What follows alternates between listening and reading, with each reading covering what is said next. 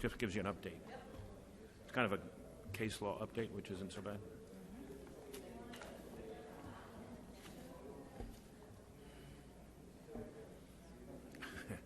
Funny thing is, I tried to sign up for some of the courses the other night, and I did something wrong because I quickly got an email saying, yes, we welcome your exhibit. No, I'm not. So I didn't do a good job of doing it.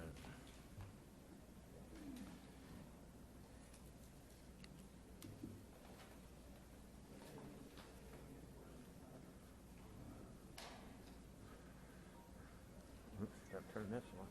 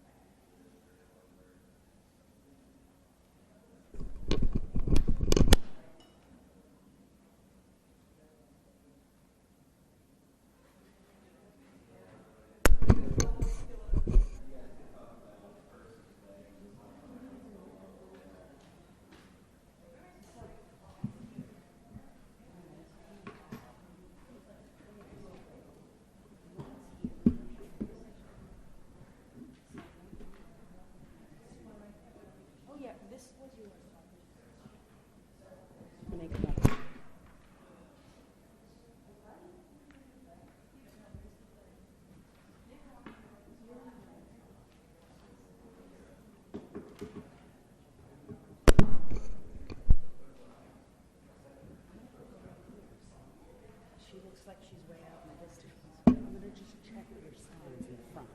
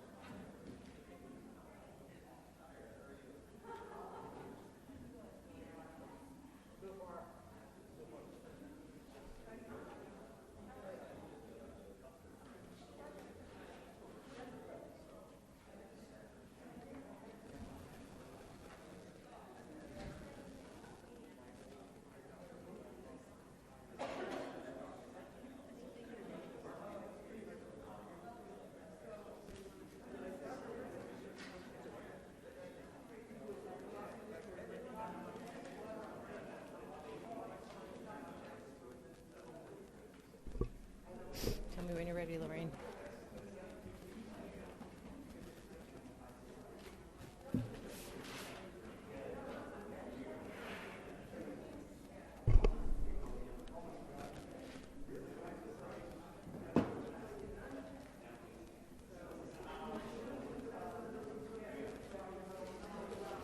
What's the matter?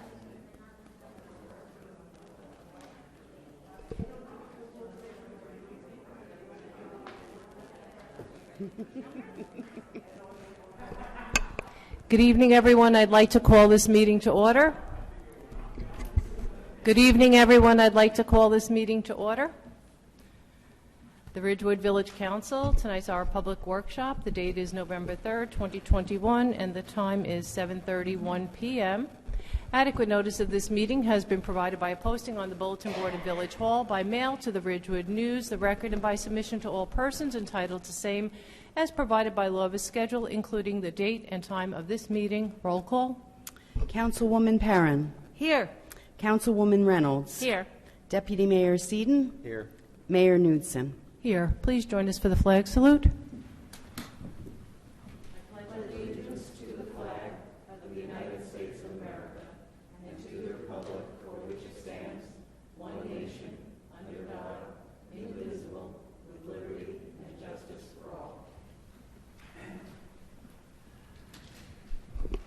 Please join us in a moment of silence for men and women serving our nation and all of our first responders.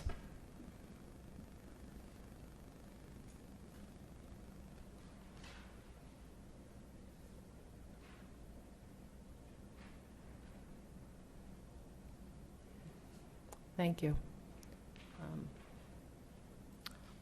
Before we go to public comment, I just wanted to acknowledge all the residents who ran for a local elected office, both Board of Education and Village Council. Very few choose to do so, and others don't fully understand the commitment candidates make, not just to running a 6 or 8 week campaign, but really to the long-term commitment to serving our community, regardless of whether we agree or disagree with each other on local issues. That dedication to service is praiseworthy and important to remember. Each knows that they may or may not win. To each of the newly elected or re-elected officials, and I want to point out that our upcoming new council member, newly elected Paul Vagianos, is here this evening. Congratulations. To all the newly elected, re-elected, congratulations, and I hope that our village community will take a moment to thank all of those who ran. Paul, Melanie Huban, Sheila Brogan is also here. Congratulations, Sheila. Hanju Kwok, Chris Kaufman, Mohammed Mahmoud, and Susan Madison. They are our neighbors, and we should be truly grateful that they chose to run. And so thank you, everyone, for doing that. And on to public comments, not to exceed 3 minutes per person. And name and address, please.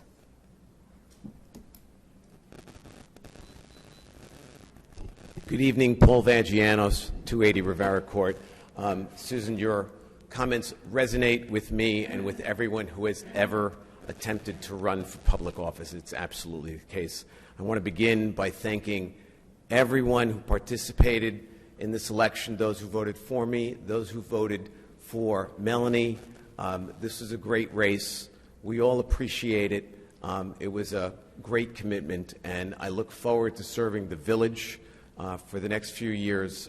It's truly an honor, and I am humbled by the task. I would like to make my first public comment about an issue that's on tonight's agenda. I noticed that the council is considering free parking on Saturdays for Christmas, if that is how I interpret the agenda tonight.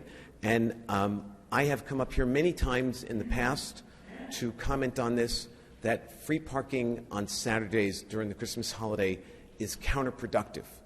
We do not get the word out to our customers in town and in the surrounding towns, and yet every employee knows about it. And what happens is, at the end of the day, that the employees get there first, they leave their cars there all day long, the spaces never open up, and it actually makes it much harder for shoppers and diners to park. So I urge the council, as I have urged many times in the past, not to do this, because I know you want to help the Central Business District. This ultimately does not help us at all. So thank you very much. Thank you. And I'm not sure if I heard you correctly, but I think you said a 2-year commitment, but you made a 3-year commitment. I just want you to be clear that you didn't. I did not say a 2-year commitment. Oh, okay. You said 3-year. Okay. Perhaps I didn't say it clearly enough. I thought it was 30 days. Well, we should talk after the meeting. Thank you. Thank you. All right, great. Anyone else?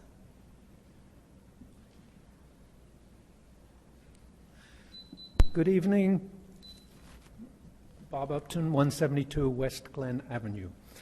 I started my remarks by saying I see West Glen sidewalks are on the agenda, but I see they've gone from the agenda now.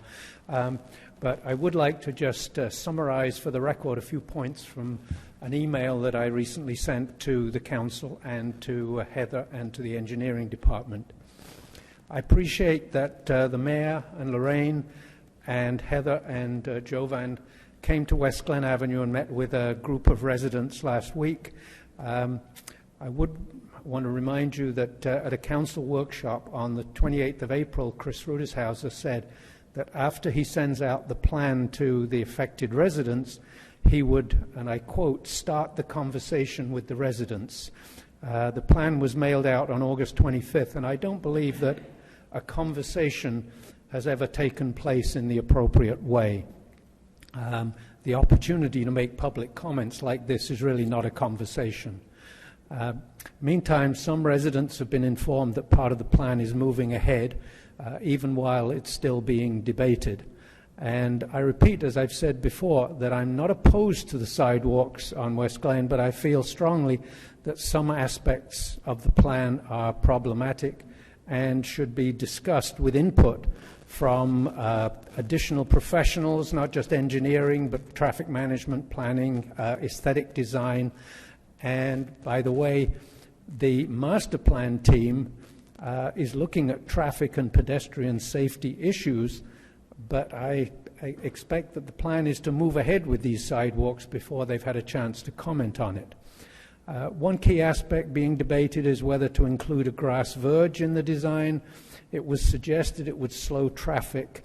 As a 40-plus year resident of West Glen, I don't believe anything like that's going to slow the drivers on West Glen. Also discussed the possible placement of trees in the grass verge, and I've provided by email videos to council and management showing how a line of trees can restrict visibility as you reverse out of a driveway, exacerbating an existing safety issue. The sidewalk project is starting while the design of the lower section involving retaining walls will be decided later. And if you're concerned with aesthetics and consistency of design, it would seem to me to make sense to have a complete plan and a complete budget before starting the construction. So as I noted in my email, West Glen below Heights, there's a section where there's grass verge, there are sections without grass verge, and Chris had commented that that was because there were some retaining walls. So there are retaining walls also. Thank you very much. Thank you.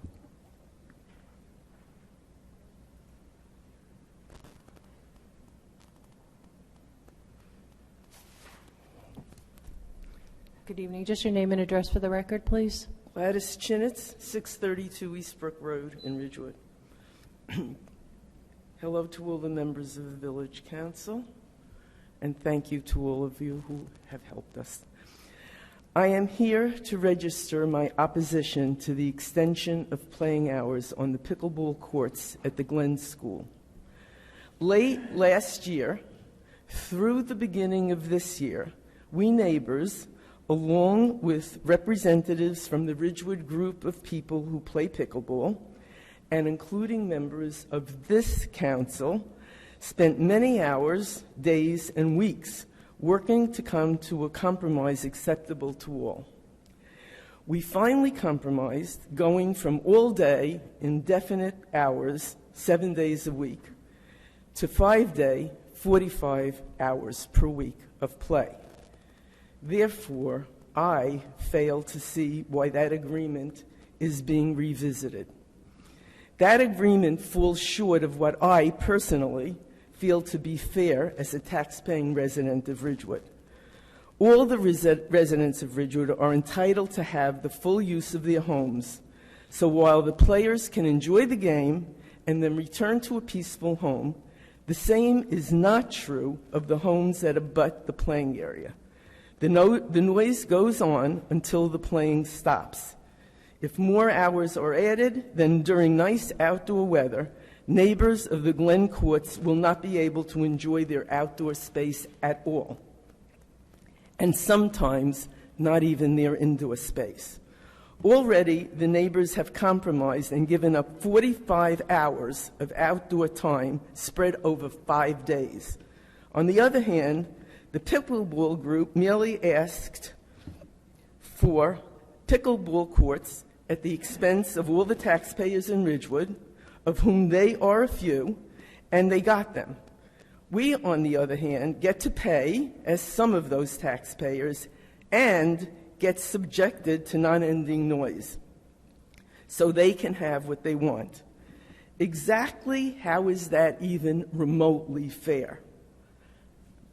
It still boggles my mind. So this is not about whether people should or should not play pickleball. It is about the hours of use of the courts that abut private homes near the Glen Courts. If the demand for pickleball is so great in Ridgewood, and if the council agrees that we taxpayers should provide the facilities in response to that demand, then more pickleball courts are needed, and they need to be created rather than more hours to the Glen courts? Or else, what are we looking at? Lights on the court for more time? Because you can Thank you. come to my backyard. Thank I've you. got I'm 'em. sorry, that time was Thank up. you. Thank you, Gladys. Thank you.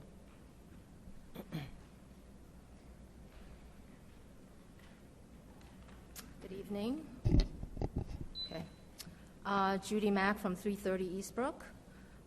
Again, I'm here for the pickleball issue. The town decided to put 4 pickleball courts in 2019, 45 feet away from 7 homes and under 100 feet away from 6 or more homes without notification to anybody, including the neighbors who live right next to the courts, and without doing any due diligence on the impact it has on the surrounding neighborhood. I and many of the neighbors first met with Mayor Hashi in 2019. Nancy Begos and Heather Maylander were also in attendance. At the time, they suggested using muted balls to alleviate the situation. We all know now that it makes no difference. However, some progress was made by lessening some of the hours and having pickleball play from 7 days to 5 days. I'm here today to plead with you not to extend the hours at the Glen pickleball courts. Due to COVID, many of us are now working from home, and the pickleball sound is unbearable 7 days a week from 8 a.m. to sundown. All of Bergen County knows about the Ridgewood pickleball courts, and the data shows that more than half of the people who play at Glen are non-Ridgewood residents. It is impossible to enforce who comes and goes at the Glen courts because no one is there to monitor the courts. Anyone can walk in and out freely anytime they want. It's a free-for-all. I feel very strongly that the pickleball courts needs to be removed from Glen. Pickleball and its disturbing sound should not be located 45 feet from any homes or neighborhood. As said before, pickleball will not go away. Pickleball players and their complaints will not go away. And the neighbors and our complaints will also not go away as long as the courts are at Glen. So why can't the Ridgewood Council correct the mistake that was made and fix this problem once and for all? Why can't you find a win-win situation? Find a suitable solution for the pickleball courts that will allow residents to enjoy the game without disturbing anybody, and for the Glen neighbors to once again get back to peace and sanctuary that is our home and neighborhood. We want the council to come up with a plan and timeline to relocate the pickleball courts and share the plan and timeline with the town and its residents. Thank you. Thank you.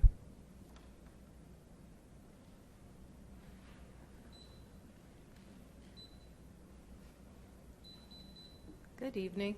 Hello, Beth Hello. Abbott, Age-Friendly Ridgewood, 25 Welsh Road, Lebanon, New Jersey. Sue Ulrich, Age-Friendly Ridgewood, 10 Bender Road, Waldwick. Sheila Brogan, 302 Kensington Drive, Ridgewood. So we at Age-Friendly Ridgewood have long felt that older residents in Ridgewood could use emergency preparedness information, how to prepare and react to an emergency with things like Hurricane Sandy in mind. And then the COVID-19 pandemic exaggerated that with, and we had a lot of calls about, where to get groceries and transportation, and I know the council did, and the health department. As a little segue, I want to mention that Mariani at the health department is wonderful, and we know her position is a little bit temporary, and we urge you to continue that if you can in the future. She's been great to work with.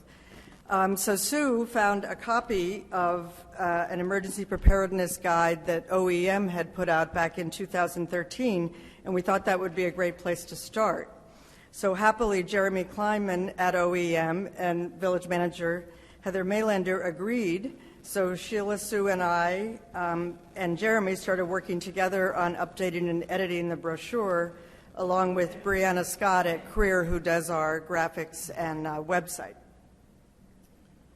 It really was a pleasure to work with Jeremy, and we really appreciate Heather's support during the process as well. We spent $5,540 of our age-friendly funds on the project. Thanks, as always, goes to our main funder, the Henry and Marilyn Taub Foundation.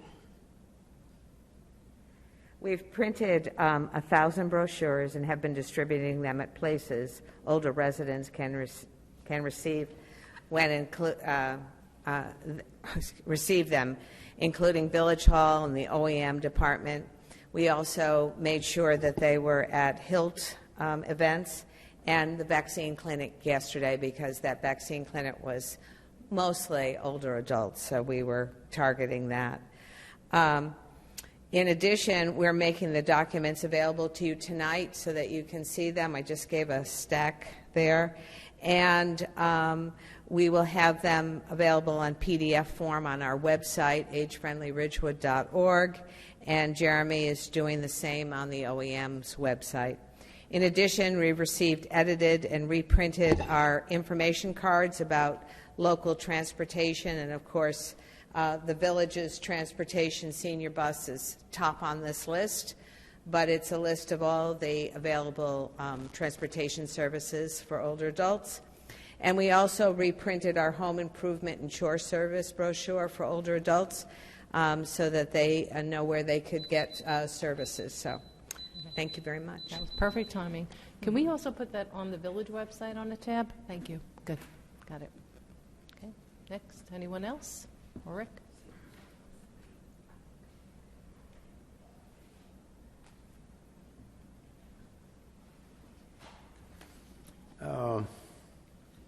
Rorik Halaby, 1 Franklin Avenue. Yesterday's vote for Village Council made me think, for 100 years, people will look back in Ridgewood at one village, one vote, and say, this was Ridgewood's finest hour. Regarding Health Barn, I see it's in closed session. Just get it done. Enough is enough. Get it done. Regarding Shedler, I ask that you hold off spending a penny on the berm until the newly elected council member is sworn in, and the village has the opportunity to think through the disaster that is Shedler. If you don't believe me, just go and visit. Maybe the Finance Advisory Committee could be reconstituted, and one of its charters would be to look at Shedler and its finances.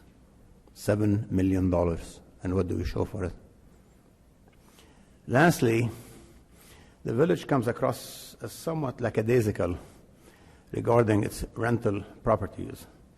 I mean, the Health Barn situation has been going on for a year, long enough for the United States and Russia to hammer out an arms agreement. I mean, it's ridiculous, ridiculous. The Pease Library has been empty for years, but I see it is finally was listed. What is the status? What's being done there? Also, talking about Ridgewood property, one of the columns at the Ridgewood Taxi Building was damaged several years ago, many years ago, and the village is finally coming around to fixing it. Why take 3-4 years to fix it? I have no idea. This is a truly historical building, which is a kind of balances the station itself, which is being left to rot. You look at it, I live nearby and I walk past it. It's in a bad, bad shape. And we have this Historical Preservation Committee and all that good stuff, and everybody rooting for preserving the charm of Ridgewood. Nothing happens there. Why not fix it and lease it out? What a wonderful location. Thank you. Thank you.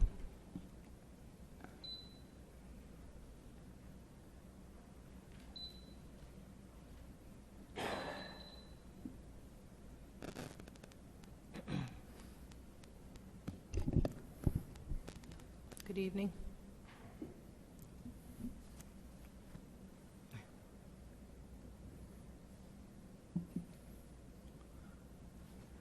Hans-Jürgen Lehmann, 234 Union Street. Good evening.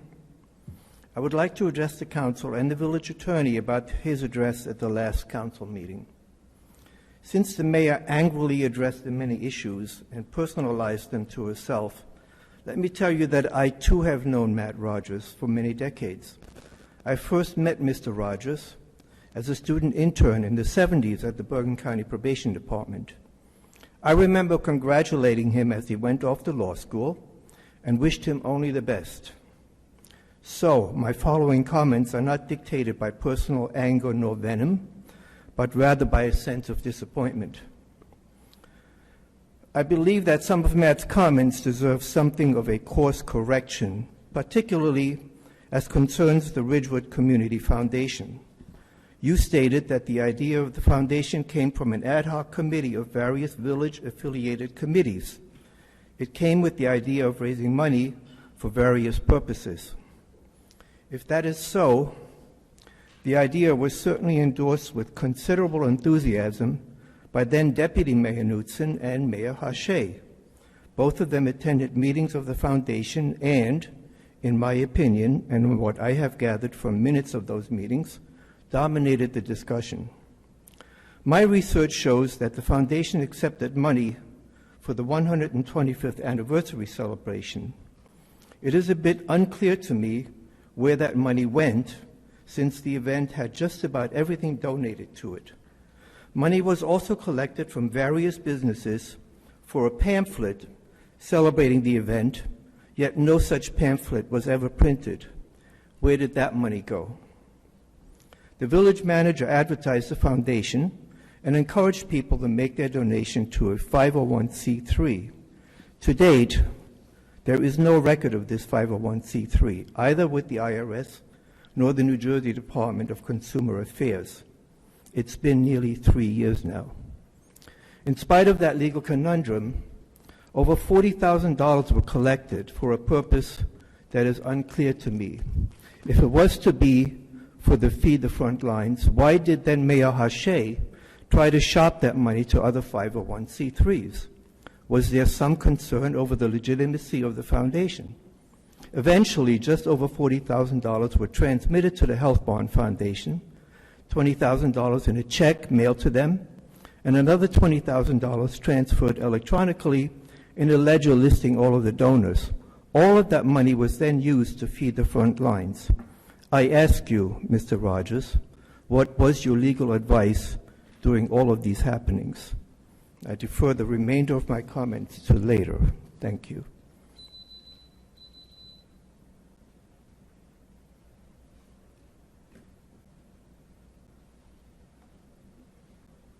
Hello, my name is Simon Lee. I reside in 321 Eastbrook.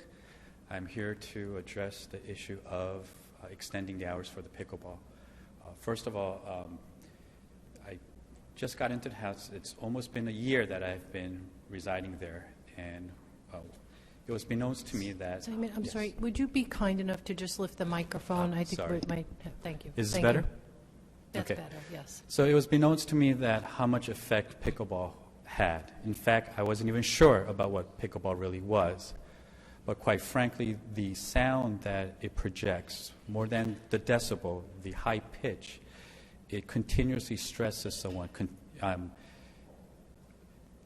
It gets very even emotional in the effect it has. And the fact that it is so close to a resident, and those who live very close by it continuously feel this, like literally to your bones almost. I understand that the seniors in the county would love to have exercise. I think it's a good form of exercise. But for it to be so close next to a residence, I really can't utilize the backyard. I have difficulty even opening the windows in the house. It's supposed to be triple paned, and still the sound gets through even though it's closed. I live right next to it, and even my neighbors around me are having a very difficult time with this.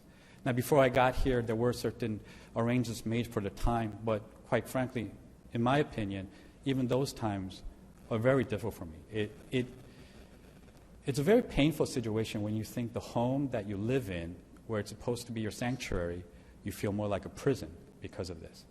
And I'm not saying there's anything wrong with the exercise portion of it or the enjoyment of it, but where it's placed, it really is a very... I don't know how much research went into placing it in that location. Just the residents there, it's not like we could just pick up the house and move. And, the place is lovely. I love the neighborhood there. But the fact that this court is there and to extend the hours, it's really pushing us to that limit of, what more can we do? So I would like to understand that, I don't want to go fighting, against seniors and what they enjoy. It's just where it's located and the people around that neighborhood, it is a continuous high ping pitch that just drives at your nerves. I hope you could please understand that situation. Thank you. Thank you.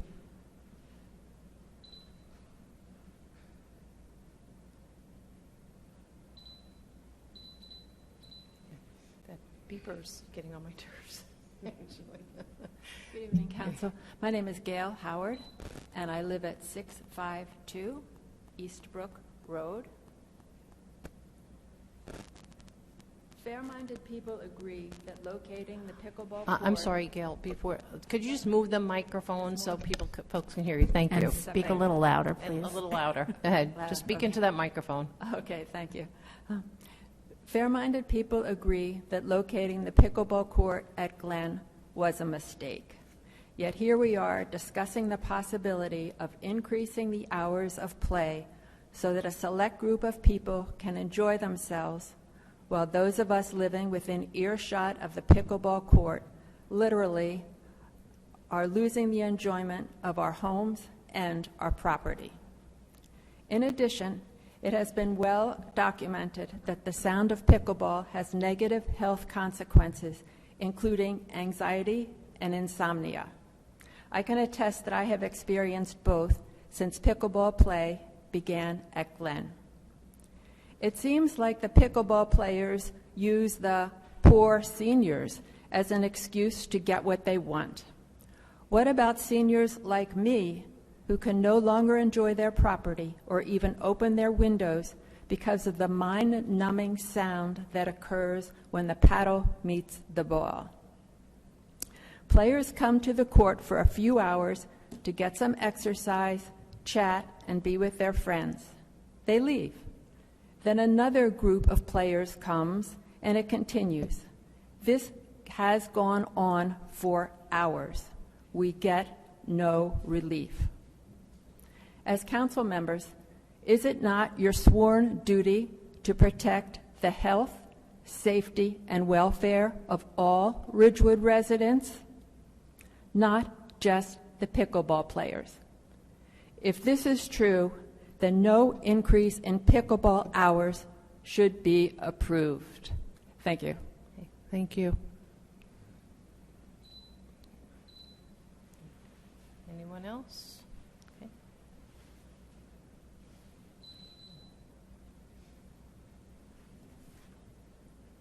Good evening. Lillian Blood, 250 North Maple Avenue in Ridgewood. I am a pickleball player. I am 81 years old. It is a wonderful form of exercise for me, as well as social interaction with my residents in the town. I have not ever seen anyone complaining about a pickleball noise who lives in a house right next to a soccer field, a baseball field. I don't understand. The woman who just spoke lives across the field from the soccer. When she hears the ball, I have no idea what kind of a microphone she is using to hear it. The ball cannot be heard. I walked to her house. I know where she lives, and the sound is not visible or hearing. You cannot, it's not audible from the place where she lives. The gentleman who spoke before her bought the house recently, or at least within the last year or so, when the pickleball courts were already there. He knew what he was buying. He was buying next to a school, next to pickleball courts. People have used those pickleball courts not continuously, because we don't play continuously.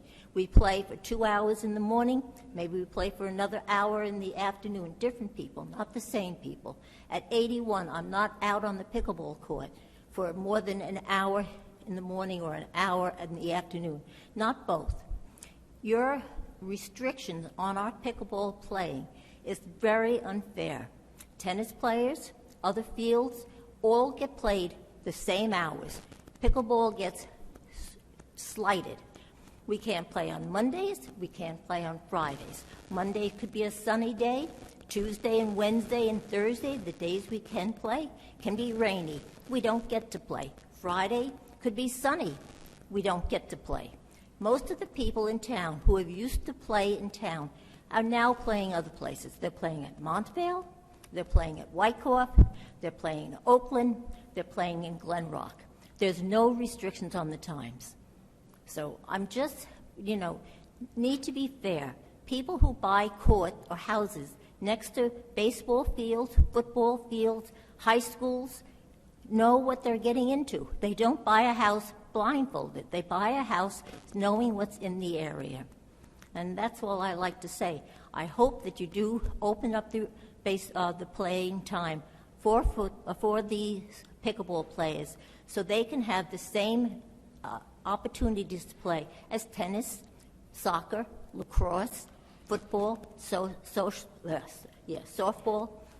Okay? So it's not, you're picking on us, and as you know, the town has been, supposed to be senior friendly. Well, it's not just seniors that are playing. All right. My time. Thank you, Thanks. Lily. Okay. Thank you. Anyone else?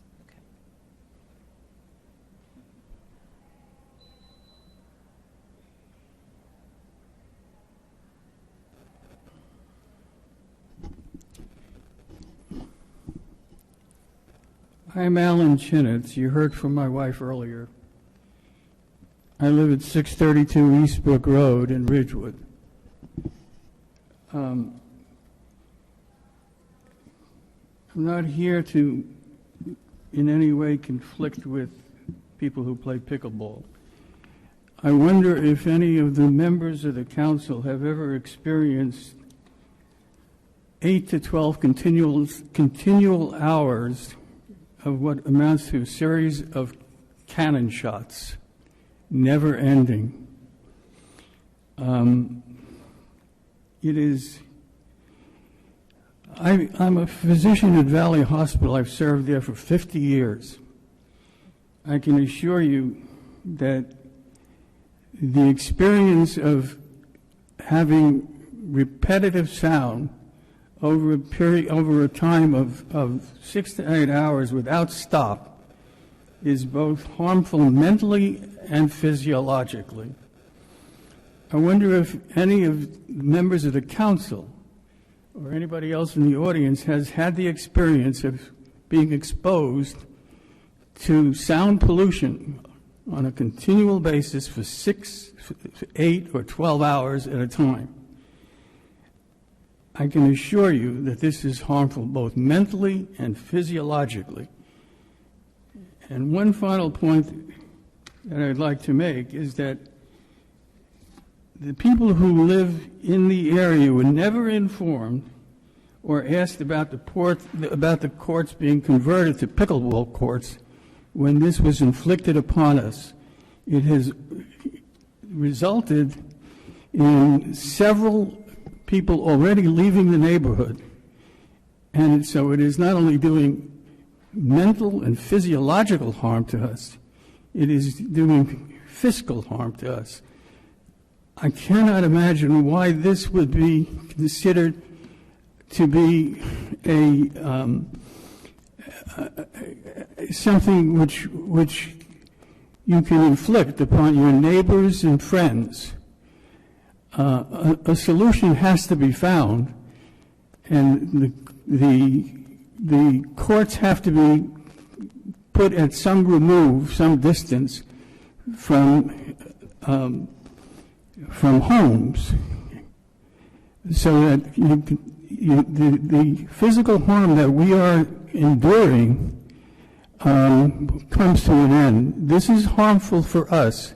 I can assure you that it is. Thank you. Thank you. Okay. All right. If there's no one else, we're going to close public comments. You didn't have anything, right? Okay. All right. I'm just going to comment on a couple of items that were raised this evening.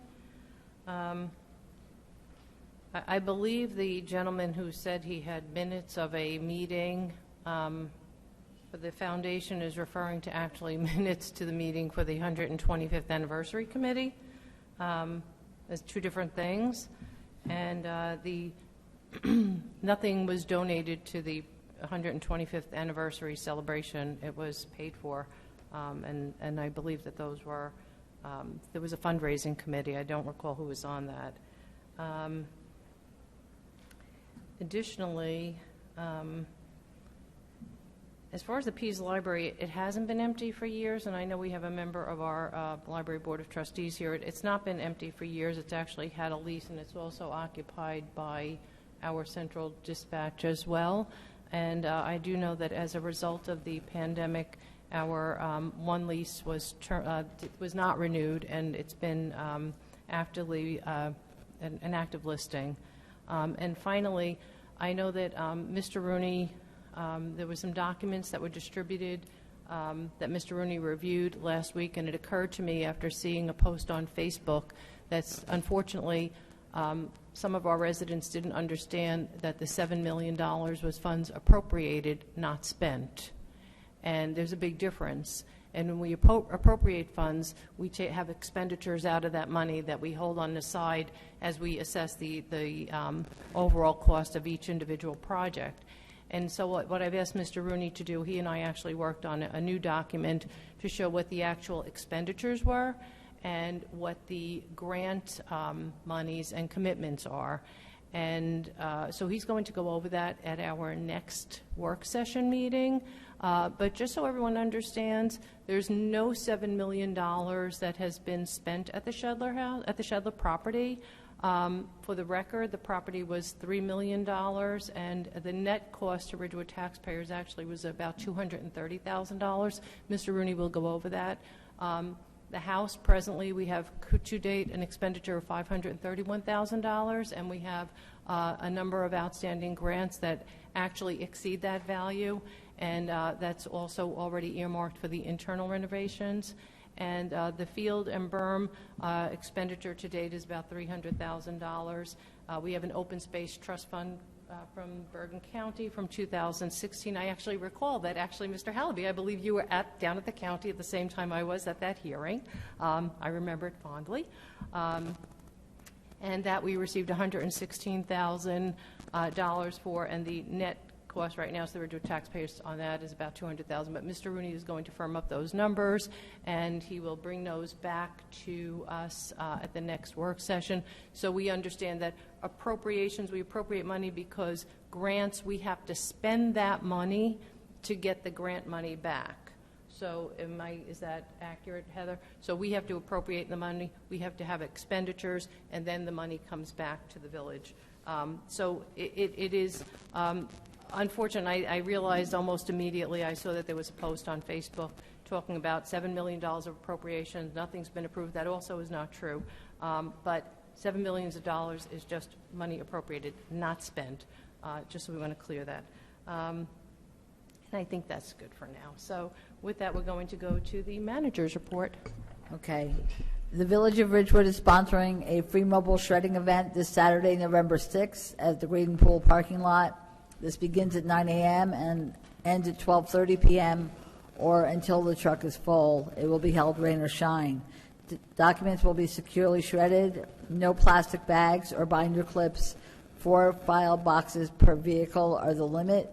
I recommend that you get there in the earlier part of that time frame because the truck is usually full before the end time. The Ridgewood Farmers Market, organized by the Chamber of Commerce, is open Sundays from 8:30 a.m. to 2 p.m. It's located at the Ridgewood train station parking lot and provides Jersey fresh seasonal produce. It's been extended into November, weather permitting. The 6th annual Giving Thanks dinner will take place as a grab-and-go event. The pickup will be at the Old Paramus Reformed Church, 660 East Glen Avenue, on November 14th from 12 noon to 1 p.m. We're not able to gather together, but we do want to express our gratitude for all that we have in our community. Reservations are required through Community Pass, or you may call the stable at 201-670-5560. All meals are donated and frozen. and heating instructions will be provided. At pickup, volunteers will bring the food packages to each vehicle. We want to thank the sponsors for their donations: the Kapoor family, No Fuss Lunch, Health Barn, Age Friendly Ridgewood, Ridgewood Parks and Recreation, and the Old Paramus Reformed Church. The train station coffee concession reopened, but unfortunately it's now closed due to a lack of customer activity. This service has been suspended for the time being and will be reevaluated in January. Again, the annual leaf placement yellow postcard has been sent to all village homes. Leaf collection is ongoing. Please remember these are placement dates. After those placement dates have passed, do not put more leaves into the street until the next placement dates. Veterans Day service is November 11th at 11 a.m. in Memorial Park at Van Ness Square. American Legion Post 53 will present a service to honor all those who risk their lives in service to keep our nation safe. All are invited to attend and show support. Veterans Day closure of all village offices. There'll be no garbage or recycling pickup on Veterans Day, and the recycling center will also be closed. Please check your village calendars, as the garbage pickup for this week is different than usual due to the holiday. November 17th, our village engineering department will hold a flooding solution forum. It will be here in the courtroom at 7:30 p.m. There'll also be a time for questions and answers. Village Council upcoming meetings are broadcast live on Village website and Channel 34 on FiOS. They're also available on YouTube, which are also archived. Upcoming meetings are next week, November 10th, is our public meeting at 8 o'clock. December 1st is our next work session at 7:30. December 8th is our public meeting at 8 o'clock. And then January 5th, 2022 is our first public work session at 7:30 p.m. That's all I have. Thank you. Councilwoman Perrin? Thank you, Mayor. The Chamber of Commerce put out their annual guide. It's full of lots of important information about the village, including a map of all areas where you can park in the village and showing the garage as well. They also had a Halloween party in the park in Van Ness Square on Saturday, which was a lot of fun, with a children's parade and a dog parade. Feed the Front Lines is going strong, and they are looking for more drivers. So if you would like to drive, you can sign up on Sign Up Genius online. Green Ridgewood meets tomorrow night via Zoom. We do have some openings coming up on that environmental committee. If you're interested, the form is on the village website to apply. I don't know, is open season open yet? It is. Oh, okay, so you could do that right away. We have lots of ambitious environmental initiatives, and if you'd like to attend the meeting tomorrow night, just let me know. Send me an email, and I can send you the link. The Central Business District Advisory Committee meets next on November 11th at 8:30 a.m. via Zoom, and again, email me if you would like to attend. It is open to the public. I can send you the link. I also sat in on the Fields Committee meeting. May I report on that? Sure. Fields Committee met yesterday morning, and I just went to sit in, and most of the discussion centered around the facility use guidelines, because every field is different. And also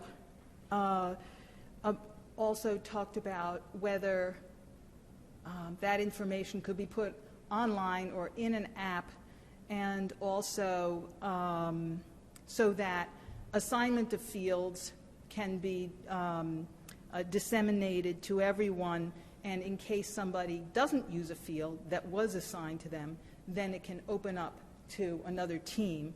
And also remind coaches that after the game's over, you still have to lock up the equipment box and turn out the lights. And opening day in 2022 is going to, for Ridgewood Baseball and Softball Association, will be April 23rd, so that's something to look forward to. You forgot to mention that you were going to the Good Witch on Saturday? Oh, yes. And do you want to show your nails because they're fabulous? Okay. I've never had so much fun. You look beautiful. Councilwoman Perrin looked magnificent, so she really did a fabulous job. Okay, Councilwoman Reynolds. Thank you, Mayor. I haven't had any committee meetings since last week, so nothing to report. You want planning board? Oh, planning board. I forgot about planning Oh, board. that's Yes, all right. planning board met last night. Sorry, we only listened to one thing. It was Tasco Enterprises, which I believe is 316 West Glen. It's a house that will be demolished, and the property will have 2 new houses built on it. We had already, we voted on it last night. It was just almost a technicality. We had been going through about 5 meetings, and there were many changes, and I think it's what we came up with. The owner was very receptive to a lot of our ideas and changed things, I believe, for the better. And I think once it's done, it'll be an excellent project, and it'll improve the neighborhood. And that's it. Thank you. Deputy Mayor? Thank you, Mayor. The Community Center Advisory Board met Thursday, and Sheila, Sue, and Beth were here, and they talked about the emergency preparedness plan. And Heather spoke about the Giving Thanks dinner on November 14th, and that was what was discussed at the committee. So since they did the job for me, I have nothing else to report. Thank you. Okay, good. Thank you. And I have nothing to report, and so with that, we are going to go on to our discussions. Ridgewood Water. Okay, the first item is awarding a contract for asbestos abatement at 451 Golfa Road. On October 14th, Ridgewood Water received 4 quotes for demolition of asbestos abatement of the residential and well house structure at 451 Golfa Road, which is where a PFAS treatment plant will be constructed. The quotes were reviewed by RJB Environmental, Inc., and the quotes range from $22,800 to $58,900. After RJB Environmental's review, they and Mr. Calby are recommending an award to MTM Metro Corporation of Patterson, New Jersey, in an amount not to exceed $22,800 as the lowest responsible quote. The funding for this is in the water utility operating budget. Okay, any questions? Okay, the next item is a change order for the new Ridgewood Water headquarters. Adamo Brothers Construction is the construction company doing the renovations and the building there. At this time, an additional $36,348.25 is needed for extra work, which was not anticipated at the time of the award. The reasons for the change order include installation of studs and sheetrock on the lower level corridor. The front entrance had a stained glass panel that was discovered after demolition. It had to be removed and framing constructed to facilitate the construction of the new building facade. And also, we were planning to maintain the existing water heater, but it was undersized for the lab safety shower. So it's been replaced with electric water heater. Allowed removal of, this also allowed the removal of brick chimney and gas service to the building. So there is no longer any gas service to that building. The funding is budgeted in the water utility capital budget. So could you just explain to me what this is a little more clearly? Because I think we do something with the water heater being, it was already undersized, we knew that? I could give you the history. Yeah, kind of give me the rundown again. So when we went under design, the architecture team and myself took it to heart to try to save as much money as possible. And we took that too far in this case. We tried to preserve the existing water heater, which was a gas 30-gallon water heater. And the design team, not realizing that that would not be enough for the safety shower that would be in the lab. So we require a 120-gallon water heater, actually. That's what we're proposing as the replacement for the 30-gallon water heater. We're proposing electric because there's no other gas fixtures in the building. All the heating and cooling is electric, high efficiency. The water heater that's proposed is actually more efficient than a gas heater. It's 98% efficient. The equivalent gas water heater at its size is about 93%. Just based on that design and the emission of it, either way we would have had to pay for it, whether it was in the bid in the beginning or added now. The change order in front of you considers the cost of that new water heater, has a credit for the removal of the gas line that had to be built to the existing water heater, and it involves the new electric service for the water heater. So, yeah, now I have a question. So, how big is the water heater? 120 gallons. So that's a tank of water, right? It's a big tank with a big on-demand heating element. So how is that an on-demand heating element? So how is that different than the one that's on the wall? The ones that are most efficient I don't know what that's called, but I know there's one on the Yep. wall that's usually used now in commercial. This will store water also. It has a tank. The ones on the walls are instantaneous, and in that case, a gas would be more efficient than electric, based on the gallonage that we require.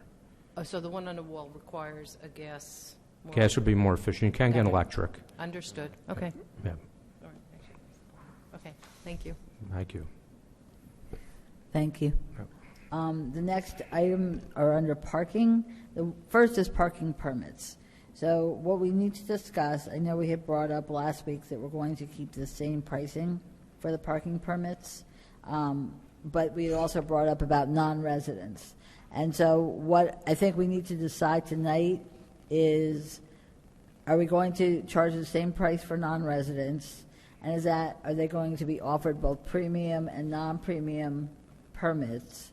And then also, when we will be able to sell to non-residents. I know the mayor had, said maybe after a month or so, maybe February 1st. So I just want to get consensus among the council, so if we need to change any ordinances, we can do so and have it in place for the time when we sell the permits in December.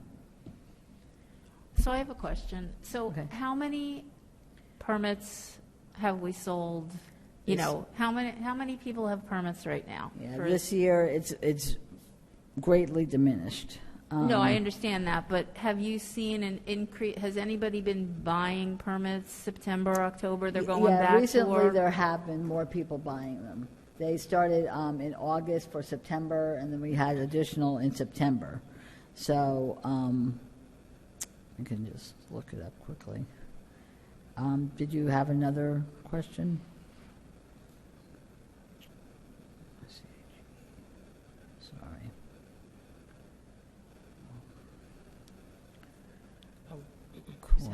I think she's at. Yeah, I'm just looking it up to get the. Well, here we go. my thoughts are. I have it. If you just wait 1 second, it's just. I think it's okay. I don't. The number's not. We know Okay. it's very diminished. So my thought is, we're not going to be back to normal in the year 2022. We may not be. Who knows? People may permanently work only 3 days a week. They're not going to be willing to pay what we're charging for a yearly pass for 3 days a week. In my opinion, we need to fill the garage, fill the lots. I think for this year, we need to reduce the cost, the price. It is prorated per month, so I know it's prorated, but it's still very expensive. And if you're only going into are we offering anything to people that are only going to want it 3 days a week? We have a day pass that they can purchase. The day pass is how much? 10, am I correct? I think 12. Bob Rooney's not here. Did we settle on 10? I think we settled on 10, but it's Is only that for correct? people who have Park Mobile. I remember we increased it, so I don't want to. It was increased from 7 to 10. We Okay, talked about thank 12, you. Thank you. as I recall. Yeah, that's right.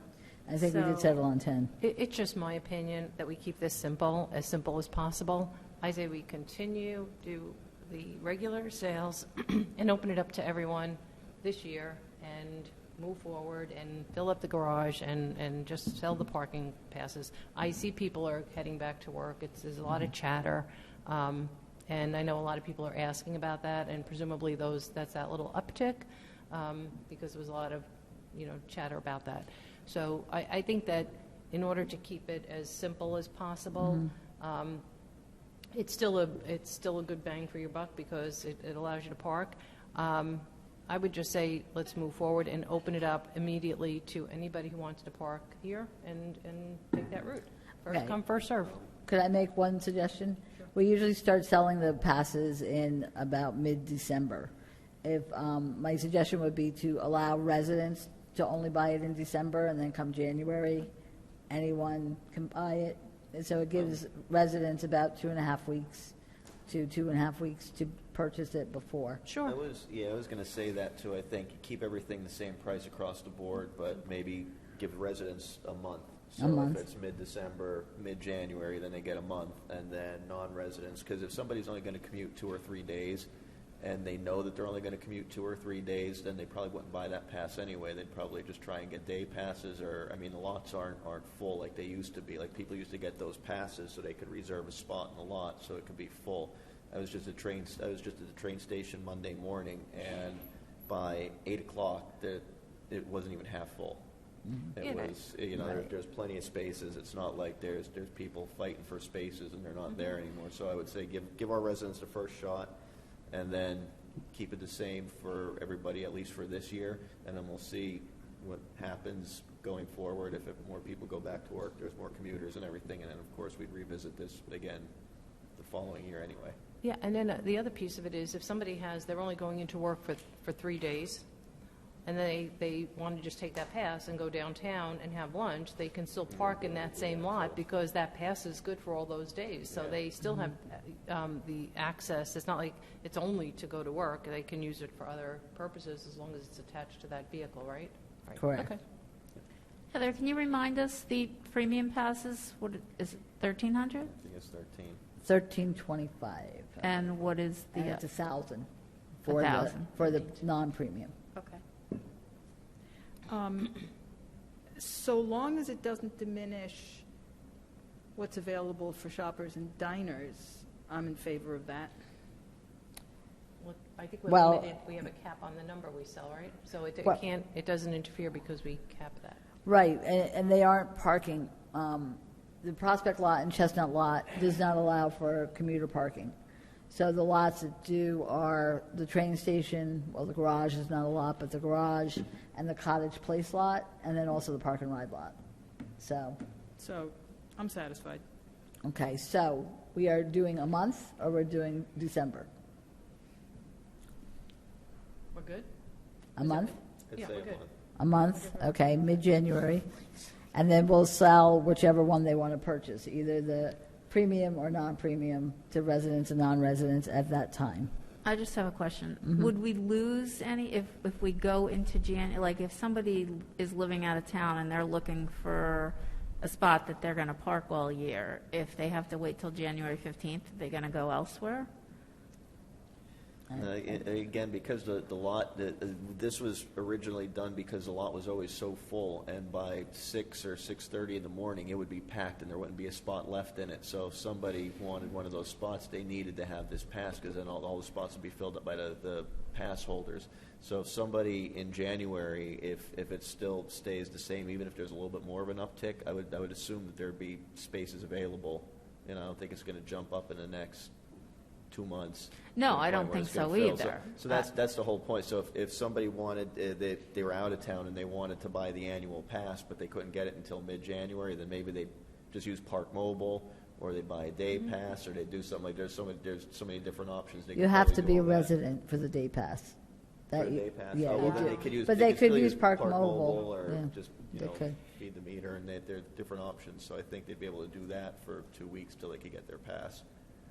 And I guess if somebody comes in, they're a non-resident and they would like to make that purchase, and it's a matter of waiting 2 weeks, we certainly, can just tell them that it'll be available in 2 Mhm. weeks, and we're confident that we'll be able to accommodate them. And we'll have a pretty good idea of where we stand based on whatever we sell at that point, and we'll be able to let them know that we'll be able to accommodate their needs. So I think we're Okay. good. Okay. So yes, we agree? Okay, great. All right. The next one are the grab-and-go parking spaces. We have run it for 2 6-month periods, As a reminder, these are 15-minute complimentary spaces. They're at the ends of the streets off of East Ridgewood Avenue. They're used to pick up food from a restaurant or to run a quick errand. I do want to stress it's only 15 minutes. Some people think that means the first 15 minutes is free and then they can pay Park Mobile or they can pay at the kiosk and get extended time. Those spaces are only for 15 minutes. So I just want to explain that. We'd like to continue it from November 1st through April 30th. It is $1,500 a space, and they are sponsored, and there are signs for the sponsors of those parking spaces. So I just want to know if the council is willing to extend it for the next 6 months. Do we have enough sponsors? Yes, we do. Okay. Yeah, that's good. Yeah, as long as they're. And I spoke to Bob Rooney, and he had indicated he felt it was a good plan and that he is comfortable with doing so. I think it's a good idea as we go into the winter months. I think it makes life easier for people, but I think at some point we have to maybe start to rethink whether or not, and maybe ask the businesses whether or not this creates that scenario where people actually do grab and go and maybe make a decision to stop and do what they have to do, but maybe if they didn't have that option, they had to put money in the meter for longer, maybe they would stay longer and actually do shopping or maybe get ice cream or, do other things. So I think that we have to start to do a little bit of a, research as to whether or not it's a grab and go and rather than park and stay. Yeah, so if like parking enforcement could maybe get some data on if they're writing a lot of tickets, if people are parking there, if they're hearing any kind of complaints that there's no parking on the street except for these or whatever the case may be. If there's, just keep an eye and ear out. Sure. Let us know. I'll mention that to the sergeant. So we're till April? Yeah, it's November 1st to April, through April. April 30th. Correct. Okay, good. I do think it's a wonderful welcome to visitors. Lets them know there's a place for them in our town. Okay. The next is the holiday parking in the Central Business District during the holidays. What we usually do are the Saturdays leading up to the Christmas holiday. So if we were to do it, it's December 4th, 11th, and 18th. It would be all lots in the Hudson Street parking garage. And I did have Bob Rooney look at it, and he felt that, certainly it's something that brings, for the most part, goodwill. It allows people to come and shop and dine. And so it's up to the council whether or not we want to do it. So this is my thing. Like we just heard from our new council member, we just heard that it actually has the opposite effect because people jump in there and they're parked all day, and it actually doesn't. And I guess the question is whether or not the advertising for that, because I guess we promote that, whether or not the advertising is the draw to make people come downtown even if they wind up parking, or whether or not it is one of those things that we shouldn't do because it just fills up with the employees and there's no free parking anyway. So I guess that's the question now, because something probably we knew all along or maybe suspected. It's something I'd observed oftentimes shopping downtown during the holidays that people are just parked there all day long, and it's not. I don't think it's what it was intended for. Okay, so I just need to know whether or not you want to do it. If you don't, that's fine. I know. And we'll I'm just thinking out loud. move Sorry. on. Well, would it make a difference if we just did the parking garages for free? And then we could advertise that we have a parking garage. I don't know if a lot of people in other towns know we have a parking garage. Would that bring them in? Would that show them where our parking garage is so that in the future they know where, they found it once, they'll find it again? Yeah, if we were to do that, we'd do probably the second and third floor, because the fourth floor is CBD employees and the first floor is a turnover. Is what? Turnover every 3 hours. So. See, I think we complicate it Yeah. I think it's Okay. either do it or don't do it, Okay. and don't overcomplicate it, because once you overcomplicate it, it's like then there's rules, and people have to go through Okay. the rules, and then they forget, or they make a mistake, they wind up with a ticket, then they're annoyed. Why don't we make it free parking at the Cottage Street lot? Because then all the employees, well, You don't, yeah, you're not getting advertising for the garage you're not that getting way. advertising for Like, the garage, what I yeah. saw during the car show was, it was full. And I so think- all those people learned where the garage was. Yeah, you know, that might be a good idea, because we want to kind of get the word out that the garage is there, and we still need revenue. So, got it. So, we do need the revenue, and we want to let people know where the garage is.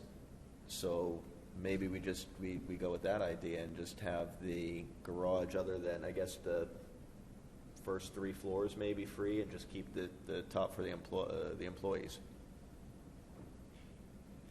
I'm fine with it. I just wonder, just to make certain that it doesn't fill up, I mean, because that's all-day parking then, right? There's no limit on anything, so the garage could get full so we got to think about this, because Right. you have unintended consequences. Right. So people pull in, and then they park there all day. Maybe they just go into the city, because we don't know where they went. And so what we've done is effectively is said, all right, you can just park in the garage all day, people do whatever, and then you undermine actually the intent of trying to get people there. I kind of like the Cottage Place lot. I think that one's okay. I think that maybe that's the best approach. Okay. I think that's a good idea. I don't know. I think the garage we might have, it's too close to the train station. You're going to wind up filling it up, and people are just going to disappear, and it hurts. I like the idea of the garage, because that will show people where the garage is. Like even, my sister who lives in Hawthorne, she asked me a couple weeks ago, where is that garage? I can't find it. So it's like people don't know. I don't know. I like the idea that it would be used really to promote and advertise, hey, Ridgewood has a garage. Well, you know what? It's only one day, right? Or 3 days? 3 days, 3 Saturdays. Why don't we just do it 2 days and do the garage then? I mean, I guess it's 6 1/2 dozen. If you want to promote the garage, I don't think we should just do it every weekend. I'm afraid that people are just going to fill up that parking garage and not leave all day. But if everybody thinks strongly that it's a way to promote the garage, that's fine too. But maybe we'll just do it the 2 days. So, what? the last 2 weeks of December? Yeah. So the 11th and 18th. Or is that too complicated? Sorry. No, that would be for first 3 floors of the garage. The top would still be for employees, and then it would be the last 2 weeks of December, closest to holidays. But I guess. one more thing, let's think about this. If we leave the top for the employees, they're going to park on the 2nd and 3rd floor anyway. Yeah, that's So true. maybe, let's say, 2nd, 3rd, 4th floor, leave the 1st floor for the people who are coming in, going to a store for an hour, 15, whatever, half hour coming in, or going to a restaurant. Like, leave the 1st floor so that there's a turnover. You can't stay for more than 3 hours, right, on the 1st floor. And then the 2nd, 3rd, and 4th, we say is free, and the employees are going to park on the 2nd or 3rd floor anyway if we're offering it free. Right. So that doesn't change anything. And again, it's only 2 or 3 Saturdays, so it's not like we're doing it for a week or a month Right, or anything right. like that. So We'll you know, just maybe if we get the word out about the garage for a little bit, and maybe a couple employees catch a break. It's not all of the lots. We're not really losing all of that revenue, and it's just kind of one location. All right. So we have, can do that. It's like we're paying for advertising. Kind of, yeah. so when is the tree, well, it's not, one The is down- 3rd, the 3rd. 3rd. So the first Saturday Is the 4th. holiday kickoff is the 4th. We're also going to be doing signage for downtown for the holidays. We've discussed in our meetings to do signage over on, by Dayton Union to tell everybody where the garage is. Okay. So why don't we do that? Why don't we do the 2nd, 3rd, and 4th floor, which is all day, not the 1st floor, and then just go for the 3 Saturdays, just to not complicate it. Perfect. That's my opinion. Okay, so all 3 Saturdays, second, third, and fourth floors. The first floor will remain that they have to pay. Turnover, yeah. But we have to have really clear signage. It will be. It has It to will be be. really clear, because I don't want to hear that somebody, they didn't understand. I mean, which, it's just the inevitable, but then you feel bad. Somebody comes downtown, and they get a ticket, and you feel bad because you want them to come downtown. You don't want to have them have that bad experience. Right. And be frustrated. Okay, everyone's in agreement? So just the garage? Okay, got it. All right, the next one is the budget transfer resolution. This is an annual resolution that transfers money from departments who may have additional funding to those departments who need additional funding. The next one is a shared services agreement. Wait a second. Go ahead. I did have a question Okay, about sorry. that, but Okay. Bob's not here. Well, why don't you say what it is, and we Okay. can get you the answer. My question is, there's a transfer to the fire department Right. for salary and wages. Right. But I think of salary and wages as something that's pretty predictable, and wasn't that already budgeted for? So They- why do we need this transfer? They settled their contract, and they had 2 years of retro. And then in addition, the firefighter 3 are the additional firefighter stipends. So based on their salaries that they got through the negotiations, that's the additional stipend money. Oh, okay. Thank you. Did I have another question? Footnote 3. Mhm. And I'm not quite sure where it goes in this, but, I see. Is that the middle column between to Right. and from? There's a column. Right. Are those the footnotes? Yes, Okay, correct. got So- it. Okay. The footnote 3 has to do with the planning board. Not quite sure what OE means. Other expense. Oh, okay. And this is a transfer of $35,000 to the planning board for for the village's share of unanticipated legal services. I get it. Thank you. All right. Okay? We're okay? Yep. Okay. The next one is the cosmetology inspections, a shared services agreement with Norwood. They have various salons. They have actually 9 facilities. And this is our second or third year, I believe. I think it's our second year of doing cosmetology inspections. It includes nail salons, hair salons, combination salons. It is $38 an hour with $57 an hour for after hours. It takes approximately, I think, 4 days for them to do it, and it's a great shared services that we have. And as you know, the village does have that as well here, and it was very beneficial that we do it.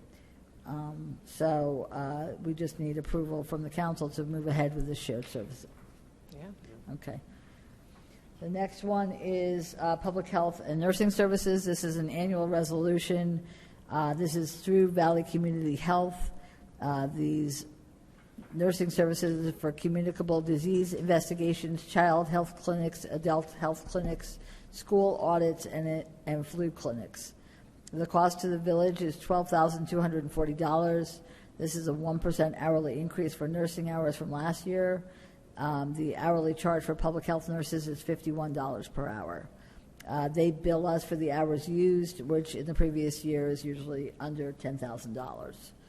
They also provide health education services, which include the annual Weight Loss Challenge and the Wellness Festival, as well as various required programs throughout the year at no charge to the village. When is the annual weight loss challenge? I'm just asking because Halloween. About It's really usually March. March, okay. Yeah, look for the card. Yeah. The next one is a Ford Escape for the building department. They were allocated capital funds for a replacement vehicle. It would pay for one Ford Escape. This money is in the 2021 capital budget. It's not available through any of the purchasing cooperatives that we participate in.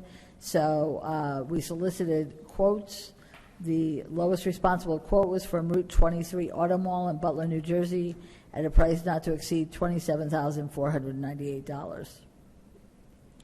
Can we get quotes for the Ford Escape hybrid and the Ford Escape plug-in hybrid?